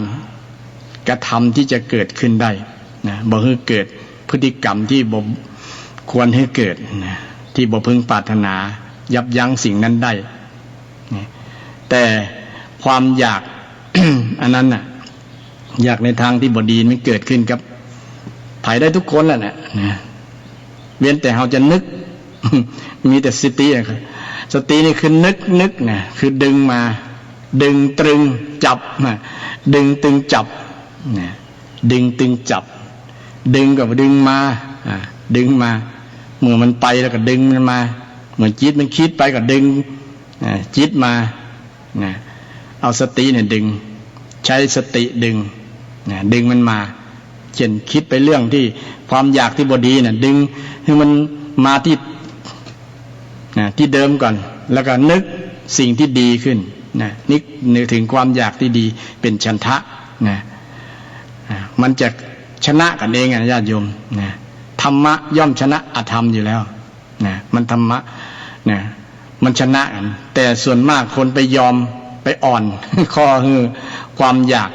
นะไปยอมก้านนะบ่งถึงจิตใจของคนนั้นอ่อนแอนะมันความอยากมันดึงไปนะเป็นทาสของความอยากนั่นนะทาสมันเป็นเจ้านายบังคับให้เราทำโดยเฉพาะสิ่งที่ทำไปตัด กำลังสตินะที่กรณีที่อาจารย์ทั้ง5 คนเนี่ยได้ทราบข่าวว่าไปสังสรรค์ไปดื่มกันทั้งวันเนี่ยนี่เป็นครูก็ไปผิดศีลข้อ5เนี่ยนัก ไปดื่มจนเมาแล้วก็ยอมใจแล้วก็คิดอยากในทางที่บ่ดีนะจะม่วนวะอย่างประมาณนั้นนะเนาะหาความสุขทางเนื้อหนังนะแต่อันที่จะนึกถึงเรื่องกฎหมายกับบ่นึกนะว่าบอกกลัวกฎหมายนะละเมิดเกี่ยวกับทางเพศผิดศีลเรื่องของ เรื่องกามเมเนี่ยเนาะมันก็มีกฎหมายว่าบุคคลที่อายุยังไม่ถึง15 ปีเนี่ยละเมิดทางเพศนะทำอนาจารกับผู้หญิงที่ยังไม่ถึง18ก็นอน15ก็ยังผิดอยู่นะ ยังมีความผิดอยู่ถ้า ยังมาถึง18เนี่ย18เนี่ยถ้านึกถึงมีสตินึกระลึกนึกถึงกฎหมายพ่องนะนึกถึงเรื่องศีลธรรมนึกถึงเรื่องความเป็นครูบาอาจารย์นะความเป็นครูบาอาจารย์ว่าตัวเก่าเป็นเหมือนป้อนะจะเป็นเหมือนปี้เหมือนอย่างก็แล้วแต่แล้วนะแต่ว่าเป็นในฐานะเป็นครูบาอาจารย์นะเป็นแบบอย่างที่ดีนะเป็นต้นแบบเรื่องคุณธรรมเป็นต้นแบบหลายๆเรื่องนะอันจริงครูอาจารย์บ่ต้องใจกำอู้กำจ่าอย่างนักหรอกนะขอให้แสดงพฤติกรรมให้ดีๆให้ลูกศิษย์ลูกหาได้ดูนะเขาก็เอาแบบเป็นเยี่ยมอย่างแล้วนะการดำเนินชีวิตแบบดีๆเนี่ยเขาก็เอาเยี่ยงอย่างแล้วนะบ่ต้องไปสอนแต่ว่านะสอนกำอู้บางอย่างเป็นกำอู้เป็นพันๆอย่ากำประโยคเป็นพันๆประโยคแต่ว่าพฤติกรรมที่มันส่วนทางกันนั้นก็บ่เป็นประโยชน์นะพฤติกรรมที่ส่วนทางกับการกระทำของเขานะบางครั้งนะอู้ดีนะแต่ว่า พฤติกรรมเนี่ยมันคนละอย่างส่วนต่างกันนะว่าปากกับใจคำพูดกับการกระทำไม่ตรงกันนะปากกับใจบ่ตรงกันเนี่ยนะซึ่งก็จะเป็นสิ่งที่บรรดาครูบาอาจารย์ควรจะระลึกนึกถึงบ่อยๆนะควรจะใช้สติก็คือนึกไงนะคนเราจะนึกเนี่ยนึกอย่างนึกถึงสิ่งที่ดีงามเนี่ยนึกถึงกุศลเนี่ยนึกถึงกุศลเพราะว่าจิตของเรามันมีลักษณะมันนึกคิดอยู่แล้วมันก็ญาติโยมนะนึกคิดอยู่แล้วมันบอกว่าเวลาอยู่คนเดียวระวังความคิดอยู่กับมิตรระวังวาจาเพิ่นว่านะระวังกำอู้ อยู่คนเดียวเนี่ยมันต้องคิดอยู่แล้วคนเฮาจิตมันบ่ว่างหรอกนะแต่เพิ่นให้ว่างก็กำเดียวแหละนะอย่างเช่นให้ไปนั่งสมาธิเนี่ยเนาะเนี่ยสักกำเนี่ยสัก 4-5 นาทีก็แวบไปละคิดอย่างสปะเนี่ยพร้อมเป็นธรรมชาติแบบนั้นนะแล้วก็ไผบังคับบ่ได้มันเป็นลักษณะนั้นทีนี้มีวิธีที่พระเจ้าได้สอนไว้นะวิธีที่จะดับปัญหาดับทุกข์ก็คือนึกถึงสิ่งที่ดีงามไงนะสัมมาสติเนี่ยนะนึกถึงสิ่งที่ดีงามนะนึกถึงสิ่งที่ดีงามถ้าเป็นตัวเจ้าก็นึกถึงสติปัฏฐาน4นะเป็นระดับนะระดับชาวบ้านก็คือนึกถึงบุญกุศลนึกถึงสิ่งที่มันเป็นความอยากที่ดีอ่ะนะเป็นกุศลนะเป็นสิ่งที่จะเอื้อเฟื้อเผื่อแผ่นะเป็นสิ่งที่เป็นประโยชน์บ่เป็นโทษพวกเนี่ยนึกถึงสิ่งแล้วเนี่ยนะในการให้ระลึกอนุสติ10เนี่ยเนาะนึกถึงพระพุทธพระธรรมพระสงฆ์เนี่ยก็ญาติโยมนึกถึงศีลเนี่ยนะเป็นสิ่งที่ดีงามทั้งนั้นน่ะนึกถึงจาคะสตินะจาคานุสตินึกถึงการบริจาคการทำบุญทำทานเนี่ยนะนึกถึงสิ่งแล้วเนี่ยนึกถึงเทวดา เทวตานุสตินึกถึงสิ่งที่เกิดดับมรณสติเนี่ยนึกถึงสิ่งเหล่านี้พุทธเจ้านึกถึงโดยเฉพาะมรณสติเนี่ยนะพุทธเจ้าตรัสกับอานนท์ญาติโยมถามอานนท์ว่าอานนท์เธอนึกถึงความตายเนี่ยมรณสติวันละกี่ครั้งพระอานนท์ก็ตอบว่าวันละ7 เตื้อโอ้ยน้อยไปเนอะ จะนึกถึงสักกี่เตื้อนึกถึงทุกลมหายใจนี่อันจริงมรณสติไม่ใช่ว่านึกถึงความตายนี่จะนึกถึงความดับนะเกิดดับเกิดดับทุกสิ่งสังขารที่มันเกิดดับเกิดดับไงเช่นความคิดก็เป็นการเกิดดับอย่างหนึ่งญาติโยมนะความคิดความอันอย่างต่างๆเนี่ยที่มันเกิดเป็น กายสังขารวจีสังขารกรรมอุคำจามันอูแล้วก็ดับอูแล้วก็ดับแล้วก็เกิดแล้วครับเนี่ยมันลักษณะนี้เป็นมรณสติระดับสูงขึ้นนะญาติโยมนะมรณสติว่าโอ้มันเกิดดับโวยขนาดนี้กันแล้วจะทำให้คนบ่ประมาทนะเกิดดับอย่างทุกสิ่งทุกอย่างเนี่ยสัพเพธัมมาอนัตตาทำทั้งหลายเป็นสิ่งที่ไม่ใช่ตัวนะมันเกิดดับเกิดดับเนี่ยมันเป็นสิ่งที่บังคับบ่ได้สังขารทั้งหลายมันเกิดดับเกิดดับเนี่ยเป็นความหมายหนึ่งในมรณสตินะการนึกถึงแบบนี้ก็เป็นการนึกถึงสิ่งที่ดีงามนะมันเป็นประโยชน์นะเป็นประโยชน์เป็นกุศลนะเป็นกุศลกับการดำเนินชีวิตของเรามันจะเป็นสิ่งที่ป้องกันอันตรายต่างๆให้กับชีวิตของเราตัวแหละถ้าเรานึกถึงสิ่งที่ดีเพราะว่าจิตมันไปอยู่กับสติแล้วนะสติก็ควบคุมจิตได้ญาติโยมสติเนี่ยควบคุมธรรมชาติคือสติเนี่ยควบคุมจิตของเรานะเฮาบ่ได้มีอำนาจอย่างที่จะไปคุมจิตได้นะเฮาเนี่ย เฮาคุมจิตบ่ได้ญาติโยมว่าอย่าคิดแบบนี้ได้อย่าพูดแบบนี้นะนอกจากสติได้มันคุมได้ญาติโยมนะคุมได้มันเป็นนายมันเป็นเปรียบเหมือน กับหางเสือเปรียบกับสิ่งที่จะดำเนินชีวิตไปทางใดเนี่ยเราจะให้มันไปทางใดได้เนี่ยเป็นลักษณะบังคับชีวิตของเราให้ดำเนินไปตามถูกต้องได้แต่สตินี่มันก็มี2 อย่างเหมือนกันนะเป็นมิจฉาสตินะมันบังคับไปในทางที่บดีก็มีนะเช่นความอยากบดีอย่างที่ว่าเนี่ยตัณหาเนี่ยมันก็ปาไปในสิ่งที่บดีนะมันก็บังคับไปในสิ่งที่บดีเป็นมิจฉาสติถ้าสัมมาสติเนี่ยมันก็จะไปในทางที่ถูกต้องญาติโยมนะมันจะดำเนินไปอย่างเฮามีเป้าหมายจะไปทางใดเนี่ยเช่นคนจะไปกรุงเทพเนี่ยจากเชียงใหม่ไปกรุงเทพกับมีดิ่งไปเลยบอกแวะไหนละนะไปตรงเลย ตรงเลยเนี่ยก็เป็นสัมมาสติเนี่ยสัมมาสติที่มีการบังคับจิตในทางที่ดีเนี่ยเพราะว่าเฮาบังคับจิตเฮาบ่ได้นะเป็นธรรมชาติที่บังคับธรรมชาติเองนะธรรมชาติตัวนั้นคือสติเนี่ยนึกระลึกนึกธรรมชาติที่ระลึกนึกเนี่ยนะนึกสิ่งที่ดีเนี่ยเป็นสิ่งที่เฮาอยู่ด้วยความไม่ประมาทนะพุทธเจ้าได้สั่งไว้วันวิสาขบูชาที่ผ่านมาญาติโยมนะพระองค์ได้สั่งไว้สังขารทั้งหลายมีความเสื่อมไปสิ้นไปเป็นธรรมดาพวกเธอทั้งหลายจงยังประโยชน์ของตนและท่านให้สำเร็จด้วยความไม่ประมาทเถิดไม่ประมาทก็คืออยู่แบบบ่ขาดสตินั่นเองนะใครที่ดำเนินชีวิตแบบบ่ขาดสติเนี่ยก็จะเป็นคนที่บ่มีทุกข์นะเพราะว่าดำเนินตามมรรคมีองค์8มรรคมีองค์8นั้นมีสัมมา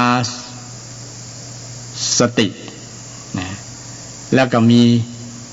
สมาธิโดยสัมมาสมาธิก็อยู่คู่กันญาติโยมมีสติก็ต้องมีสมาธิมีสมาธิก็ต้องมีสตินะหรือว่ามรรคมีทั้งองค์8นะมันก็เชื่อมโยงกันหมดนะญาติโยม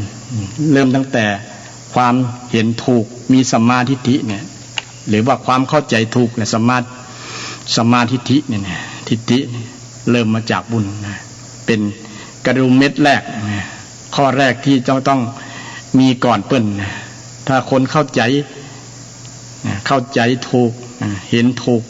เห็นว่าการดำเนินชีวิตแบบนี้เห็นว่าการอยากแบบตัณหานี่ทำให้เกิดทุกข์เนี่ยก็เป็นลักษณะการเห็นอย่างหนึ่งญาติโยมนะการเห็นอย่างหนึ่งนะเห็นว่าความอยากแบบนี้มันเป็นโทษต่อเฮาแล้วเนี่ยอยากแบบตัณหาเฮาต้องสร้างความอยากแบบฉันทะให้เกิดนะอยู่อย่างอยากแบบฉันทะนะวงเล็บฉันทะถึงจะบ่มีปัญหานะแต่ความอยากทั้งสองก็เฮาละได้เหมือนกันนะตีว่าความอยากแบบตัณหานี้ต้องละได้โดยบทตัวใจมันไม่ตามใจมันใครตามใจตัวใจมันนะก็เซตมันทั้งร้อยเลย เซตมันทั้งร้อยนะมันก็จะสนองความอยากเซตมันเลย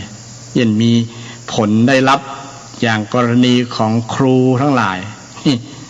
ตัวใจความอยากตัวใจความใคร่นะตัวใจความใคร่แล้วมันเกิดปัญหาถ้ามีสติควบคุมอยู่นี่จะบ่เกิดเลยนะสติระลึกนึกเราเป็นครูอาจารย์แล้วเนี่ยนะลูกศิษย์ลูกหาเป็นร้อยเป็นพันนับถือเฮาเนี่ยก็จะยับยั้งชั่งใจได้แต่มันมีที่ว่าเอา สิ่งน้ำเมามาเป็นเครื่องย้อมใจมากั้น เป็นอุปสรรคปัญหาที่จะทำให้ระลึกนึกได้เนาะเพราะว่ามันเป็นอันตรายต่อสติอยู่แล้วหรอนะคือน้ำเมาน้ำดื่มน้ำเมาเนี่ยนะสุราเมลัยหมดเนี่ยนะเครื่องมึนเมาทั้งหลายนะสุราเมรยะสุราแปลว่าเหล้าเนาะเมรยะแปลว่าเมลัยนะมัชฌะปมานะมัชฌะทัฏฐานาอย่างเป็นที่ตั้งแห่งความมึนเมากับช่างยาบ้าอย่างกระจามตามเนี่ยนี่แหละเป็นที่ตั้งแห่งความมึนเมานะมันเป็นผลเสียต่อสตินะสติจะบ่เกิดเลยถ้าไผไปดื่มไปกินมื้อเนี่ยนะสติจะนึกได้ยากนะนึกดียากนึกอยากในทางดีจะยากเพราะว่ามันไปบีบมันไปกั้นมันไปขวางกั้นสติอย่างมีประสิทธิภาพเลยแหละนะสุราหมื้อเนี่ยนะมันไปทำบั่นทอนกำลังสติปัญญานะปัญญาจะบ่เกิดสติจะบ่เกิดนะมันเป็นโทษนะทำให้เกิดโทษอย่างกรณีของครูทั้ง5 คนนะไปข่มขืนเป็นปีๆนะปีๆแล้วก็มีคลิปมีแชทมีอย่างต่างๆที่มันตัวมาเนี่ยก็เป็นหลักฐานที่มัดตัวจะให้ รอดยากจริงถ้าทำครั้ง2 ครั้งก็คงจะอารมณ์อร่วยแบบนั่นไปเนาะแต่มันทำเป็นปีเนี่ยแสดงว่าย่ามใจมันย่ามมันเกย มันเกยมันคิดว่าบ่มีไผทำไปเอาโทษเอาอย่างได้ประมาณนั้นนะคงจะคึกขนองในใจบ่มีไผจะมาทำอย่างได้ประมาณนั้นเนาะเลยย่ามใจนะคงจะขู่จำเลยไว้ขู่ผู้เสียหายไว้ก็มีหรือว่าคิดว่าไผก็ตามบ่สามารถที่จะเอาความผิดเฮาได้ประมาณนั้นนะเลยย่ามใจไปเนี่ยลักษณะนี้คนผิดจะคิดแบบนั้นญาติโยมทีนี้ก็มากินแหนงกินใจเมื่อรุนเนาะโอ้เฮาบ่น่าทำเลยประมาณนั้นนะเนี่ยถ้าอู้อี้นะมันจะว่าถ้าฮู้อี้เฮาบ่แยะแล้วเนี่ยไอ้ฮู้อย่างบ่ฮู้ต้องฮู้จะอี้เนี่ยนะถ้ารู้อย่างนี้จะไม่ทำเนี่ยไอ้รู้อย่างนี้เลยมันทีหลังนะมันทำให้เกิดกินแหนงแคลงใจนะถ้าคนเฮาอู้จะอี้เนี่ยมัน ส่วนนักจะเป็นญาณนะฮู้จะอี้จะบ่ทำแล้วกฎหมายต่างๆเพิ่นก็บ่อนุโลมนี่เพิ่นก็บ่อนุโลมเพราะมันเป็นกฎหมายก็คือกฎหมายนะซึ่งก็เป็นเหตุการณ์เกิดขึ้นจริงในสังคมไทยเฮานะ ที่บ่งบอกถึงการดำเนินชีวิตแบบมีความอยากในทางที่บดีนะอยากบดีกับอยากดีนะสรุปว่าอยากบดีกับอยากดีอยากดีคือฉันทะอยากบดีคือตัณหานี่จำขึ้นใจและศรัทธาญาติโยมแม้เป็นชาวพุทธนี่แยกแยะออกความอยากสองอยากได้ก็ถือว่านั่นแหละแยกดีกับแยกชั่วได้นะเนาะอันไหนดีอันไหนบ่ดีอันไหนเป็นโทษอันไหนเป็นประโยชน์เนี่ยแยกแยะเนี่ยนะจิตมันแยกแยะออกคนนั้นก็จะได้เกิดปัญญานะจะได้ดำเนินชีวิตถูกไงนะดำเนินชีวิตถูกเกิดสัมมาทิฏฐินะสัมมาทิฏฐิได้นะในธรรมะที่พระพุทธเจ้าได้สอนไว้ว่าการจะเกิดปัญญาเนี่ยมี7วิธีด้วยกันนะวิธีแรกคือสติเลยล่ะนะเขาว่าสัมโพชฌงค์นะองค์แห่งการตรัสรู้นะคือรู้แจ้งนะคำว่าตรัสรู้แจ้งเขาก็สามารถประยุกต์ใจกับทฤษฎีที่พุทธเจ้าได้สอนไว้พออยากจะรู้แจ้งมีปัญญามีสติปัญญาเกิดขึ้นก็จงเจริญสตินะในบทโพชฌงค์ญาติโยมโพชฌงค์โคสติสังขาโตที่ตุเจ้าพุทธได้สวดสติสังขาโตคือมีสตินะอันดับแรกเลยแหละไผมันเจริญสติคนนั้นสติมาปัญญาเกิดสติเตลิดจะเกิดปัญหานะสติก็เป็นธรรมะที่ทำให้เกิดปัญญาเกิดความรู้แจ้งนะเกิดรู้แจ้งนึกสิ่งที่ดีมันก็จะเกิดความรู้แจ้งเองนะเป็นลักษณะนั้นนะพุทธเจ้าได้หันถ้าเรานึกดีเนี่ยมันจะเกิดความรู้แจ้งโลกนะนี่สติก็เป็นบอกเกิดปัญญาแล้วข้อที่สองธรรมวิจโยธรรมวิจัยนะวิจัยธรรมะนี่เข้ากับเข้าเกี่ยวกับไอ้วิธีของวิทยาศาสตร์เลยนะเพิ่นมีการทดลองทดสอบวิจัยกันนะวิจัยคัดเฟ้นเลือกเฟ้นสิ่งที่เป็นธรรมเป็นสิ่งที่ถูกต้องเป็นสิ่งที่จะทำให้เกิดสติปัญญาเนี่ยนะเลือกเฟ้นสิ่งที่เป็นประโยชน์นะหรือเลือกเฟ้นว่าอันนั้นอันนี้เป็นอันนั้นอันนี้แยกย่อยได้ลักษณะนี้เป็นว่าเป็นวิจัยะสอดส่องตรวจดูนะใช้ปัญญานั่นเองนะใช้ปัญญาอันนี้ก็เป็นตัวองค์ปัญญาที่จะทำให้เกิดที่ทำให้เกิดปัญญาเนี่ยวิจัยธรรมก็คือสิ่งต่างๆคือธรรมชาติอย่างต่างๆเนี่ยที่มันเกิดขึ้นเนี่ยมันทำให้เกิดปัญญานะวิจัยวิเคราะห์วิจัยนะแยกแยะรู้จักแยกแยะอันนั้นเป็นโทษอันนี้เป็นบาปเป็นบุญเป็นคุณเป็นโทษนะเช่นเราแยกแยะเรื่องของต่างโลกเรื่องของสิ่งของต่างๆต้นไม้บางอย่างต้นไม้ส่วนนี้เป็นเปลือกเป็นกระพี้ส่วนนั้นเป็นเนี่ยลักษณะแยกแยะนะวิจัยดูว่ามันมาจากใดที่ใดเนี่ยมันมีหน้าที่จะใดนะส่วนของเปลือกของใบ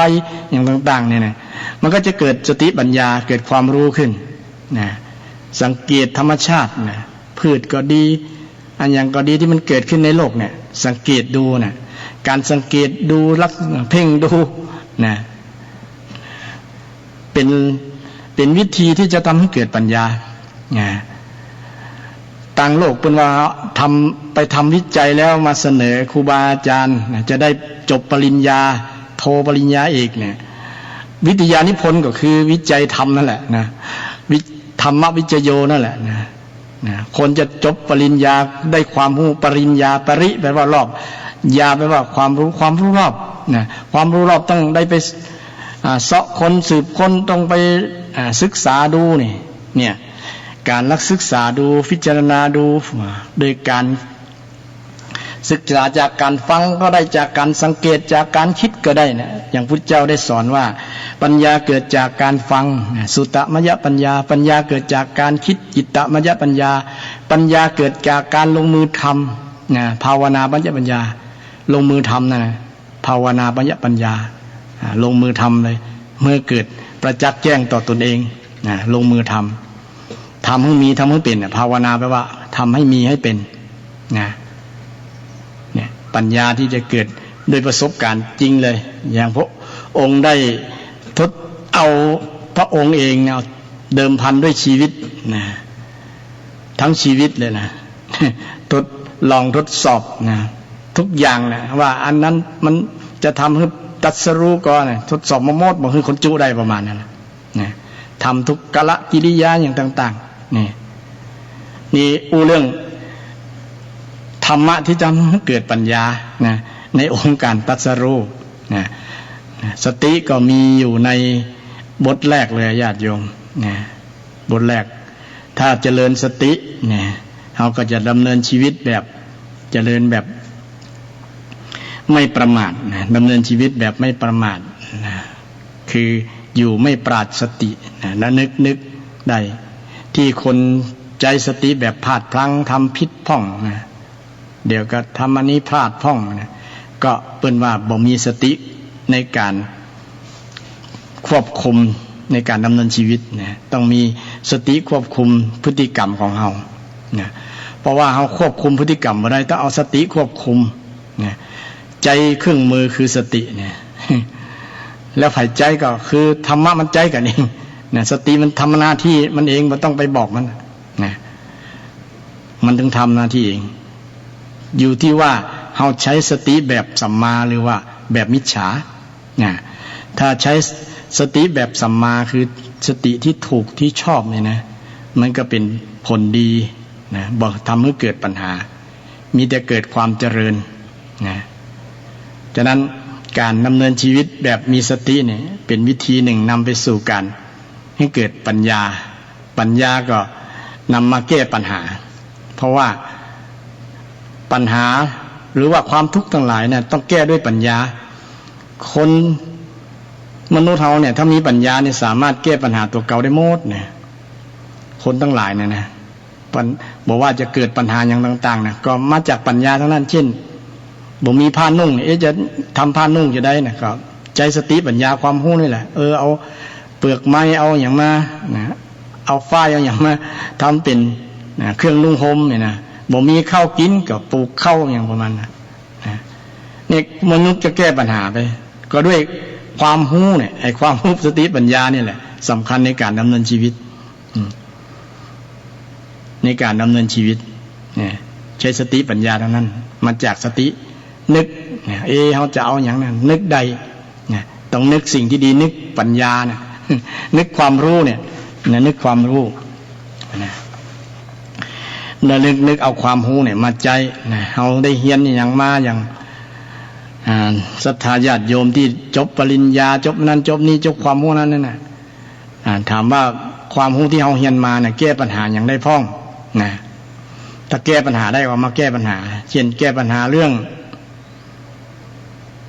ความทุกข์อย่างนะปัญหาเรื่องเศรษฐกิจนะที่เอาเฮียนมานะแก้ปัญหาเศรษฐกิจได้ก่อนถ้าแก้ได้ก็เอามาแก้กันนะนึกถึงที่คำสอนนึกถึงสีที่เขาเฮียนเขาหู้มาเนี่ยว่าอันนี้จะใจ ไปแก้ปัญหาชีวิตของเราเนี่ยชีวิตในการดำเนินชีวิตเนี่ยเขาจะไปทำอาชีพอย่างเขาอาชีพที่เขาเฮียนมาเนี่ยมันสามารถที่จะแก้ปัญหาได้ก่อนนะที่จะสร้างฐานะสร้างตัวประคับประคองชีวิตของเราได้ก่อนเนี่ยก็นึกถึงสิ่งเท่านั้นนึกการนึกนี่ก็คือสตินึกเอาความรู้ที่เราเรียนมานะสตินึกสติแปลว่านึกระลึกนึกได้การนึกได้นี่สำคัญถ้าการลืมนี่แย่นะญาติโยมนะบางครั้งมันอย่างว่าละคนเขาก็สติบ่ 100% สักคนนอกจากพระอรหันต์แต่อย่างน้อยก็คือมันเกิน80นะก็ถือว่าใช้ได้แล้วนะเพราะว่าความจ ความจำกับสติมันแยกกันที่ว่าความจำมันเป็นอนิจ มันเป็นอนิจจังคือบ่เที่ยงความจำนี่มันบ่เที่ยงแต่สติมันก็บ่เที่ยงเหมือนกันแต่ว่ามันสามารถที่จะนึกความจำที่เขาจำได้ไง เนี่ยที่เขาจำไว้ในสิ่งที่ผ่านมาเขาจำอย่างดีๆจำความรู้จำครูสอนจำสิ่งที่ดีๆเนี่ยที่เขาจำได้นะเอาสตินึกขึ้นมา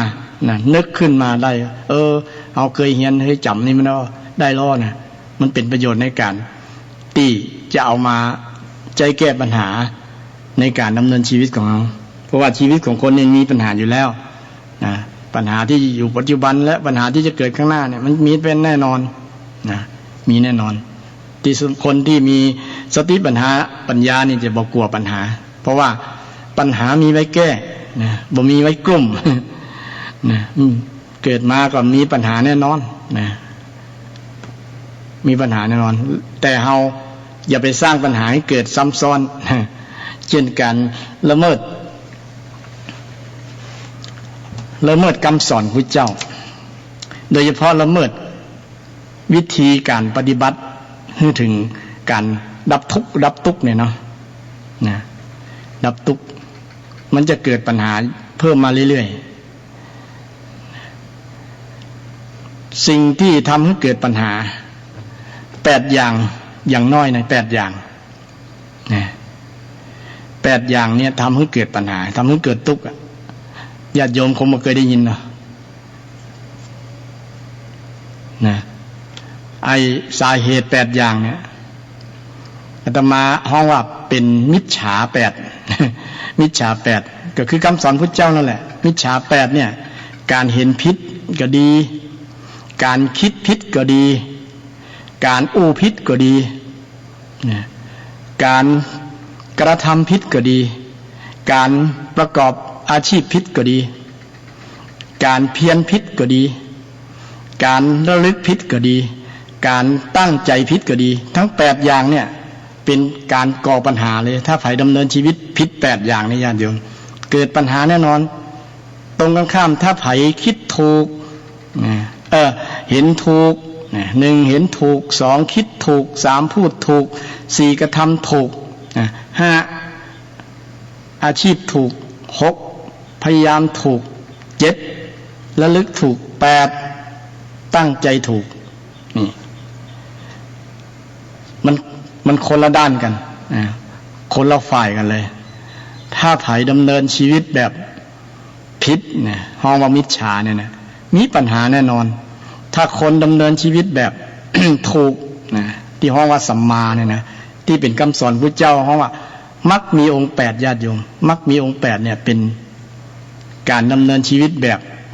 อยากที่ถูกต้อง เช่นอยากเห็นถูกนี่นะอยากคิดถูกอยากพูดถูกอยากทำถูกอยากมีอาชีพถูกอยากเพียรถูกอยากระลึกถูกและอยากตั้งใจถูกนี่อยาก8อยากนี่นะญาติโยมแบบดำเนินชีวิตแบบมีความสุขนะอยู่ด้วยความอยากที่ถูกอย่าดูอยู่ด้วยความอยากที่ผิดอยากที่ผิดคือ8อยากคืออยากคิดผิด คิดผิดเป็นมิจฉาทิฏฐิเป็นดำริผิดนี่สัมมาสังกัปปะมิจฉาสังกัปปะมิจฉาพี่น้องมิจฉาเนาะทีนี้มาทีละข้อญาติโยมถ้าหากจะให้เห็นชัดๆว่าวิธีการปฏิบัติที่พ้นจากปัญหาเนี่ยถ้าเราไปหลงทางแวะหลงทางบ่ยอมรับนับถือคำสอนบ่เชื่อนะเนาะบ่เชื่อคำสอนพระพุทธเจ้าว่าพระเจ้าได้สอนไว้แบบนี้มันจะมีปัญหาเช่นเห็นผิดข้อแรกนะเนาะเห็นผิดเข้าใจผิดนั่นแหละเนาะค คนแต่ก่อนมีความเข้าใจมีความเห็นหลายหลากนะมี62ความเห็นบางคนในลัทธิอื่นเพิ่นก็ส่วนนักนะลัทธิอื่นเพิ่นเห็นว่าเช่นเห็นว่าการกระทำบ่มีการกระทำนี่เป็นต้นนะบ่มีเหตุแต่พระเจ้าสอนว่ามันมีเหตุนะการกระทำนี้เป็นเหตุมีปัจจัยเป็นปัจจัยที่เกิดขึ้นที่มีความสุขก็ดีความทุกข์ก็ดีมันมีเหตุนะมีเหตุมีปัจจัยที่ทำให้เกิดสุขเกิดทุกข์และความเห็นของคนแต่ก่อนว่าสุขทุกข์นี่มันมาจากพระเจ้ามอบเพื่อมันบ่ขึ้นกับเฮานี่บางคนก็เห็นแบบนั้นนะเห็นลักษณะนี้เป็นมิจฉาทิฏฐิพระเจ้าบอกว่าจะสุขจะทุกข์นี่อยู่ที่ตัวอยู่ที่การกระทำของเราอยู่ที่กรรมเนี่ยเป็นว่าเชื่อเรื่องกรรมเห็นเชื่อเรื่องกรรมเนี่ยเป็นสัมมาทิฏฐินะว่าเฮาจะสุขจะทุกข์เนี่ยมันอยู่ที่ตัวเฮาบ่ขึ้นกับคนอื่นบ่ขึ้นกับคนอื่นแต่คนอื่นอาจจะเป็นเหตุปัจจัยว่าโยงมาถึงการกระทำของเฮานะแต่ผลจริงๆมันเกิดกับเฮานะเกิดกับตัวของเฮาเช่นเฮาจะอยากจะรู้ว่ารสชาติของกับข้าวกับป่ามันเปรี้ยวหวานมันเค็มเนี่ยจะ มันก็เฮาสัมผัสเองเนี่ยคนอื่นจะรู้ได้ด้วยเฮาบ่ได้นะว่ามันเค็มมันเผ็ดมันจืดมันชืดจะได้เนี่ยมันอยู่ที่เฮากินเนี่ยบ่ใช่กับคนอื่นกินเนี่ยพระเจ้าแยกให้หันว่าเหตุปัจจัยจริงๆนะคือมีทัศนะมีมุมมองว่าเนี่ยนะความเห็นแบบเนี้ยเป็นเห็นทุกข์นะว่ามันมีเหตุจริงๆเรื่องการกระทำเรื่องมีเหตุเรื่องปัจจัยเนี่ยญาติโยมเป็นสัมมาทิฏฐิเห็นอย่างนี้นะจะสุขจะทุกข์จะมีปัญหาอย่างต่างๆนะมันมีเหตุไม่ใช่ว่าคนนั้นเอาผลเอาเหตุมาฮื้อเอาเหตุมาฮื้อเอาผลมาฮื้อเอาจนมีความเห็นบางลัทธิเป็นว่าอย่างต่างๆเนี่ยพระเจ้าทำมาทั้งนั้นสร้างมาทั้งนั้นแม้แต่โควิดเนี่ยพระเจ้าก็สร้างมาเนี่ยสร้างมาฆ่าคนสร้างมาฆ่าคนสร้างมาทดลองใจคนนี่แต่พระเจ้าในฐานะมุมมองของพุทธศาสนาว่ามันเหตุมีปัจจัยไอเหตุตัวนั้นมันจะห้องชื่อว่าอย่างกันแล้วแต่ละนะคนละภาษาคนละอย่างกับห้องต่างกันเช่นบักกล้วยเต้ดเนาะนี่เรียกว่าตังเหนือห้องกล้วยเต้ดตังอีสานห้องบักฮงนี่อันเดียวกันนะเหตุอันนั้นแต่บ่ฮู้ว่าจะใจคำว่าจะได้ก็เลยว่าเหตุปัจจัยเหตุปัจจัยองค์ประกอบของการกระทำที่จะสร้างผลให้เกิดวิบากผลให้เกิดมานะเพิ่นห้องว่าเหตุปัจจัยนี่พระเจ้ามีมุมมองพุทธศาสนามีมุมมองแบบนี้นะมีเหตุมีปัจจัยเชื่อว่าโลกหน้ามีโลกบุญมีบาปมีเนี่ยเกี่ยวกับเรื่องความเชื่อเนี่ยความเห็นความเชื่อความเห็นเนี่ยเป็นลักษณะทัศนะของพุทธศาสนาถ้าไปมีทัศนะลักษณะเนี่ยจะเป็นความเห็นที่ถูกต้องและความเห็นที่ลึกซึ้งไปกว่านั้นที่พุทธศาสนาสอนว่าทุกสิ่งทุกอย่างเป็นอนัตตาเป็นอนัตตาคือบ่ใช่ตัวอย่างตัวเฮาเนี่ยที่สมมุติโดยภาษาเนี่ยว่าเป็นตัวเราอย่างอาตมาภาพว่าเป็นพระครูสิริเนี่ยนะพระครูสิริบ่มีตัวมีตนนะตามปรมัตถ์แล้วนะไม่ใช่ตัวไม่ใช่บ่มีไม่ใช่ตัวจริงมันเป็นสภาวะชั่วขณะเท่านั้นนะเพียงการปรุงแต่งขึ้นด้วยเหตุปัจจัยเหตุปัจจัยนั้นก็คือธาตุสี่ดินน้ำไฟลมแล้วก็คนเขามีธาตุรู้อีกธาตุหนึ่งนี่เป็นลักษณะนี้มันประกอบขึ้นบ่ใช่มีความเชื่อทางลัทธิอื่นว่าพระเจ้าสร้างขึ้นมาสร้างมนุษย์ขึ้นมาสร้างนั้นขึ้นมาแต่พระเจ้าว่ามันเป็นเหตุเป็นปัจจัยที่ประชุมนุมกันภาษาพระพุทธว่าปรุงแต่งเช่นรถราเนี่ยต้องมีอะไรมาจุ่มนุมกันนะมันประกอบกันขึ้นเป็นรถเป็นลาถ้าแยกเป็นชิ้นส่วนก็เป็นอะไรก็บ่ฮ้องว่ารถละนะแยกไปแห่งก็เป็นเนื้อธาตุดินธาตุน้ำธาตุไฟธาตุลมเหมือนกับคนแต่บ่มีจิตบ่ได้บ่มีจิตบ่มีธาตุรู้นะอย่างอื่นก็มีธาตุดินน้ำไฟลมเหมือนกันล้อก็มีลมอยู่นะครับน้ำมันน้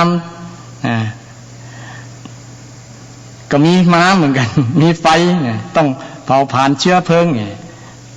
ลดการประชุมปรุงแต่งกันเกิดขึ้นเหมือนเขาปรุงอาหารนะคำว่าปรุงนะปรุงอาหารต้องเอาเครื่องเทศมาใส่น้ำปลากับน้ำพริกอย่างจะใส่มาน้ำอย่างต่างๆมันปรุงกันขึ้นนะไม่ใช่ว่ามีสิ่งเดียวนะมันปรุงลักษณะนี้กับปรุงคำว่าปรุงนะมันประกอบขึ้นการมีมุมมองหันแบบนี้ญาติโยมหันโอ้จริงๆตัวเฮานี่ก็เป็นสิ่งที่ปรุงกันเกิดขึ้นจากธาตุ4โลนะธาตุ4มันปรุงขึ้นมันประกอบกันขึ้นมันเป็นตัวเฮานี่มันบ่มีตัวแต้นะนี่มุมมองแบบนี้ก็เป็นสัมมาทิฏฐิญาติโยมนะเป็นสัมมาทิฏฐิคือหันว่าตัวเราเป็นอนัตตานะแต่ที่ว่าตัวเรานี่บ่มีที่ใจคำว่าตัวเราอย่างเป็นสมมุติเรียกชื่อกันบ่ได้เพราะมันสื่อความหมายกันเนาะแต่บ่ใจสมมุติมันก็บ่ฮู้จะอู้จะได้นะบ่จะมันจะบ่มีคำอู้นะเนาะเลยยกภาษายกคำอู้มาอธิบายอธิบายขั้นปรมัตถ์นี่อู้เรื่องความเห็นและความเห็นที่ว่าการวัดมีไผ่ธรรมหรือความเห็นว่าบ่มีเวรมีกรรมเนี่ยนะบ่ธรรมนี่ก็เป็นอันตรายนะญาติโยมเป็นอันตรายคือคนจะบ่รับผิดชอบไงพฤติกรรมของตัวเก่าเฮาบ่ได้ทำเนี่ยมันเป็นญาติเองคนเดียวมันเนี่ยประมาณนั้นน่ะโดยโทษไผบ่ได้โทษเฮาอย่างนั้นประมาณนั้นนะก็เลยเป็นมุมมองที่เป็นอันตรายนะมันเป็นปัญหาเกิดขึ้นทำให้สร้างปัญหาต่างๆตัวมาหลายๆนี่แค่ความเห็นนะหรือว่าเห็นความเห็นเกี่ยวกับการดำเนินชีวิตง่ายๆใกล้ๆชีวิตของศรัทธาญาติโยมเช่นเห็นว่าการดื่มเหล้าเนาะว่าเป็นการแก้ปัญหานะเป็นมิจฉาทิฏฐินั่นญาติโยมนะมิจฉาทิฏฐิเนี่ยอาจจะตรงประเด็นหน่อยนะญาติโยมจะไปโขดตุเจ้าก็แล้วกันนะว่าเป็นมิจฉาทิฏฐิเนี่ยเพราะว่าเหล้าเนี่ยบ่ได้แก้ปัญหาแต่เพิ่มปัญหาไงนะเพิ่มปัญหาถ้าใครมีทัศนะหรือความเห็นว่าเหล้าเนี่ยแก้ปัญหาชีวิตได้นะคนนั้นก็ยิ่งสร้างปัญหาเพิ่มเช่นวันดีคืนดีอาจจะทะเลาะวิวาทกันตีหัวแม้แต่ป่อลูกกันก็ยังพิษหัวกันเพราะเหล้าเนี่ยญาติโยมเนี่ยโทษของมันมีแต่ปัญหาเกิดขึ้นนะที่สำคัญเสี่ยงตังตัวนะเดี๋ยวนี้ ข้อแรกว่าเสี่ยงตังเนาะทรัพย์สินพันวอดวายอาจตายด้วยทะเลาะเพราะความเมานะเมาเนี่ยทะเลาะกันแล้วก็อาจจะเกิดการกระทำสิ่งที่บ่พึงปรารถนาพ่อฆ่าลูกฆ่าพ่อก็เพราะเมายิ่งเดี๋ยวนี้เมายาบ้ายาอียาอย่างต่างๆเนี่ยที่มันทำลายสติเนี่ยนะนี่คนที่มีความหันนี่สำคัญนะหันว่าเหล้าแก้ปัญหาหันว่ายาสติมีปัญหาเนี่ยมันก็เลยนำพาตัวคนที่คิดเนี่ยไปใจแก้ปัญหาแบบนั้นมันก็เลยเกิดปัญหานะเกิดปัญหานะยิ่งแต่ก่อนเนี่ยเปิดโฆษณาเต็มที่เลยกินนั้นละเท่อย่างนี้ยิ่งสร้างคนอยากนะความอยากในทางที่บดีเกิดขึ้นมาละนะอยากในทางตัณหาเกิดขึ้นอยากจะกินเหล้ายิงเหล้านี่กินยากจะตายนะญาติโยม กินหน้าพอหน้าแล้วเวลากินนะก็ย่างกินกันอยู่นี่แต่มันเป็นปัญหาใครที่มีความคิดว่าเหล้าแก้ปัญหาได้นั่นน่ะเป็นมิจฉาทิฏฐิเป็นความเห็นผิดทำให้เกิดปัญหาไงถ้าคนคิดว่าการแก้ปัญหาที่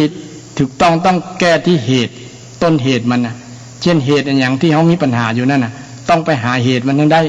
นะเหตุมันถึงได้นะเช่นปัญหาความยากจนเนี่ยนะเหตุมันมาจากอย่างพ่องนะความยากจนเนี่ยนะอาจจะ มาเหตุหลายเหตุแต่เหตุในใหญ่ๆสำคัญเนี่ยเหตุจากความไม่ขยัน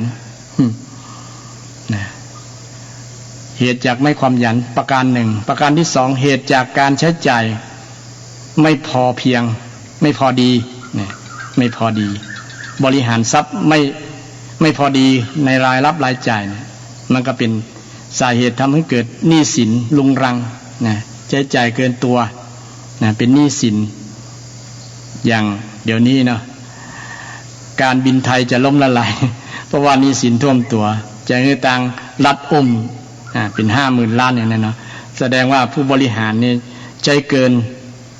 ใช้เงินเกินใช้รายรับที่มีน้อยกว่ารายจ่ายนะจ่ายเกินรายรับนะจ่ายเกินรายรับเลยเป็นหนี้นะเป็นหนี้ท่วมท้นจนไปบ่รอด ไปบ่รอดนี่ลักษณะหนึ่งทำให้เป็นปัญหาใน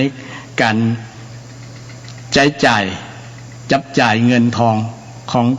แต่ละคนนะยกเว้นคนที่มีทุนทรัพย์อยู่แล้วนะมีทุนรอนแต่ก่อนมีบุญเก่าของเรามีบุญเก่าเนี่ยคนที่มีทุนรอนทรัพย์ที่เก็บสะสมไว้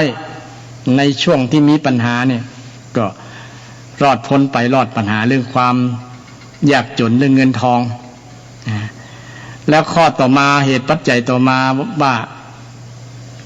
ความปัญหาความยากจนนี่มาจากการคบคนนะถ้าได้คบคนดีเนี่ยได้คนดีมีกู้ทำการทำงานเนี่ยนะถือว่าเป็นมีมิตรดีนะคือตั้งแต่สามีภรรยาเป็นต้นนะถ้าช่วยกันทำมาหากินนะมันก็จะเจริญนะแล้วยิ่งได้คนทั้งนอกนะมีเพื่อนที่ดีนะประกอบสัมมาอาชีพด้วยกันเนี่ยมันเจริญแน่นอนนะแต่ถ้าไปเจอคนชักชวนคนที่บ่ดีเนี่ยชักชวนไปเล่นการพนันไปเสพยาบ้าไปจับจ่ายใช้สอยไปดื่มสุราอย่างต่างๆไปใช้สอยที่มันรายได้ตัวเก่ามีน้อยแต่ว่าจ่ายนักเกินรายรับนี่อันตรายความปัญหาความยากจนก็จะบ่หมดมันจะเพิ่มขึ้นเรื่อยๆหนี้สินก็จะพอกพูนเหมือนดินพอกหางหมูมาเรื่อยๆนี่มาจากการคบคนเช่นเดียวกันคบคนพาลพาไปหาผิดคบบัณฑิตพาไปหาผลต้องคบคนที่ดีนะการดำเนินชีวิตต้องเสาะปะคนที่ดีนะอย่างในการดำเนินชีวิตของชาวพุทธทุกวันเนี่ยพระเจ้าก็เป็นมิตรกัลยาณมิตรที่ดีญาติโยมเอาธรรมะนะเป็นกัลยาณมิตรเนี่ยบอกนะการบอกที่บอกทางสวรรค์เนี่ยเป็นสิ่งที่ประสงค์จะบอกอยู่แล้วนะบอกอยู่แล้วก็นำไปประยุกต์ใช้นะมันจะแก้ปัญหาได้เรื่องปัญหาที่ยกมาเป็นปัญหาเศรษฐกิจการดำเนินเพราะหนึ่งเราบอกขยันก็บางคนมาโอ้มันบ่มีเวลาพักกันแล้วนะทำอย่างก็ทำงานโอนะแล้วอย่างก็แล้วนะเพราะอย่างสาเหตุอย่างหนึ่งก็มาจากเฮากะจ่ายนั่นแหละจ่ายเกินนะจ่ายเกินอาจจะมีรับผิดชอบนะแล้วก็มาจากคนในครอบครัวที่บ่เป็นกัลยาณมิตรเฮานะเฮาทำงานคนเดียวแต่ไปจ่ายคนนอนกิน ก็มีนักเนี่ยมันก็บ่ไหวนะเพราะว่าบ่มีกัลยาณมิตรที่จะช่วยแบ่งเบาภาระเนาะให้คนเดียวทำมันก็แย่แล้วนะแต่ก่อนนี้คนทำ 40 ปีก่อนเมื่อว่าคนทำงานคนเดียวสามารถเลี้ยงคนเป็น10ได้แต่เดี๋ยวนี้คนเป็น10ทำงานเลี้ยงคนเดียวนะ ก็หมายว่าเดี๋ยวนี้เรื่องลูกเรื่องหลานเนี่ยต้องใจหลายๆคนพ่อแม่ก็ต้องทำมาหาเก็บทำมาหากินนะทำมาหากินส่งเสียลูกเรียนเนี่ยนะแทบเป็นแทบตายนะบางคนบ่อยากมีลูกด้วยซ้ำครับเพราะว่าเลี้ยงลูกด้วยเงินนะกว่าจะจบปริญญาเนี่ยโอ้เป็นเสี่ยงเป็นล้านๆนะนี่ก็เป็นเหตุหนึ่งเหตุปัจจัยหนึ่งที่ว่ารายรับของเฮาบ่พอกับรายจ่ายนะบ่พอกับรายจ่ายนี่ต้องแก้ในส่วนของเรื่องเกี่ยวกับเรื่องการศึกษาครับ ศึกษาอย่าแปลงนักเนาะยิ่งครูเนี่ยนะแต่ก่อนนี้เปิ้นบ่ได้ดำเนินชีวิตแบบอย่างนะหรูหราได้ว่าเดี๋ยวนี้ครูก็ทำตัวแบบอันนี้ไม่ใช่ว่าครูคนใดนึงนะครูบางท่านนะใช้คำว่าบางท่านบางคนนะเป็นหนี้เป็นสินเนี่ยเป็นหนี้เป็นสินนะ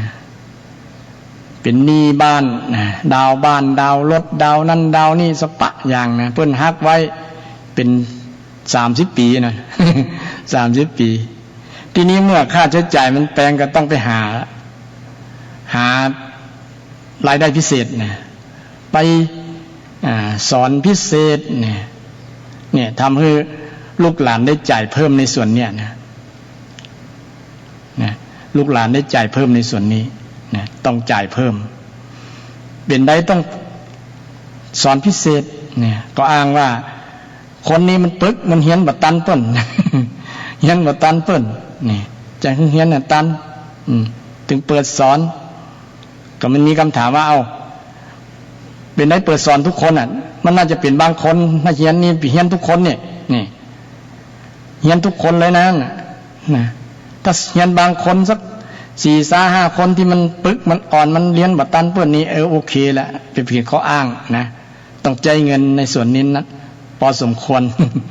นี่มันสมตีตัวเก่าปึกพ่องนะจะได้รู้ว่าการเฮียนนี่มันมีคุณค่านะต้องใจราคาแพงพ่องเนี่ยแต่นี่เฮียนกันหมดทุกคนเนี่ยเฮียนพิเศษเนี่ยมันมีคำถามแบบนี้บ่ได้ญาติโยมนะอาจารย์ครูบาอาจารย์บางท่านฟังก็อยากโหดอาตมาเนี่ยแต่ส่วนหนึ่งมันเป็นอย่างนั้นมันต้องหารายได้พิเศษเพื่อมาจ่ายนะเพื่อมาจ่ายในส่วนที่ต้องจ่ายแหมนักแหมร้ายนะเพราะว่ามันมีปัจจัยหลายๆอย่างไม่ใช่แค่ปัจจัย4นะต้องจ่ายนี่ก็เป็นสาเหตุหนึ่งที่ทำให้เกิดการบ่พอใจบ่พอเพียงนะแต่ก่อนครูเป็นแบบอย่างที่ดีนะเนาะใช้แบบพอเพียง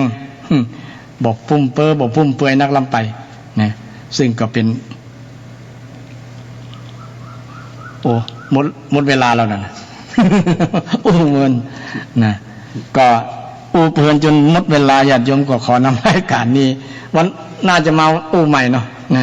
ยังเกี่ยวกับเรื่องการอยู่แบบอยากแบบดีได้ญาติโยมอยากแบบดีคือมีฉันทะวันนี้ก็ขอนำรายการจากศรัทธาญาติโยมท่านผู้ฟังทั้งหลายไปขอเจริญพร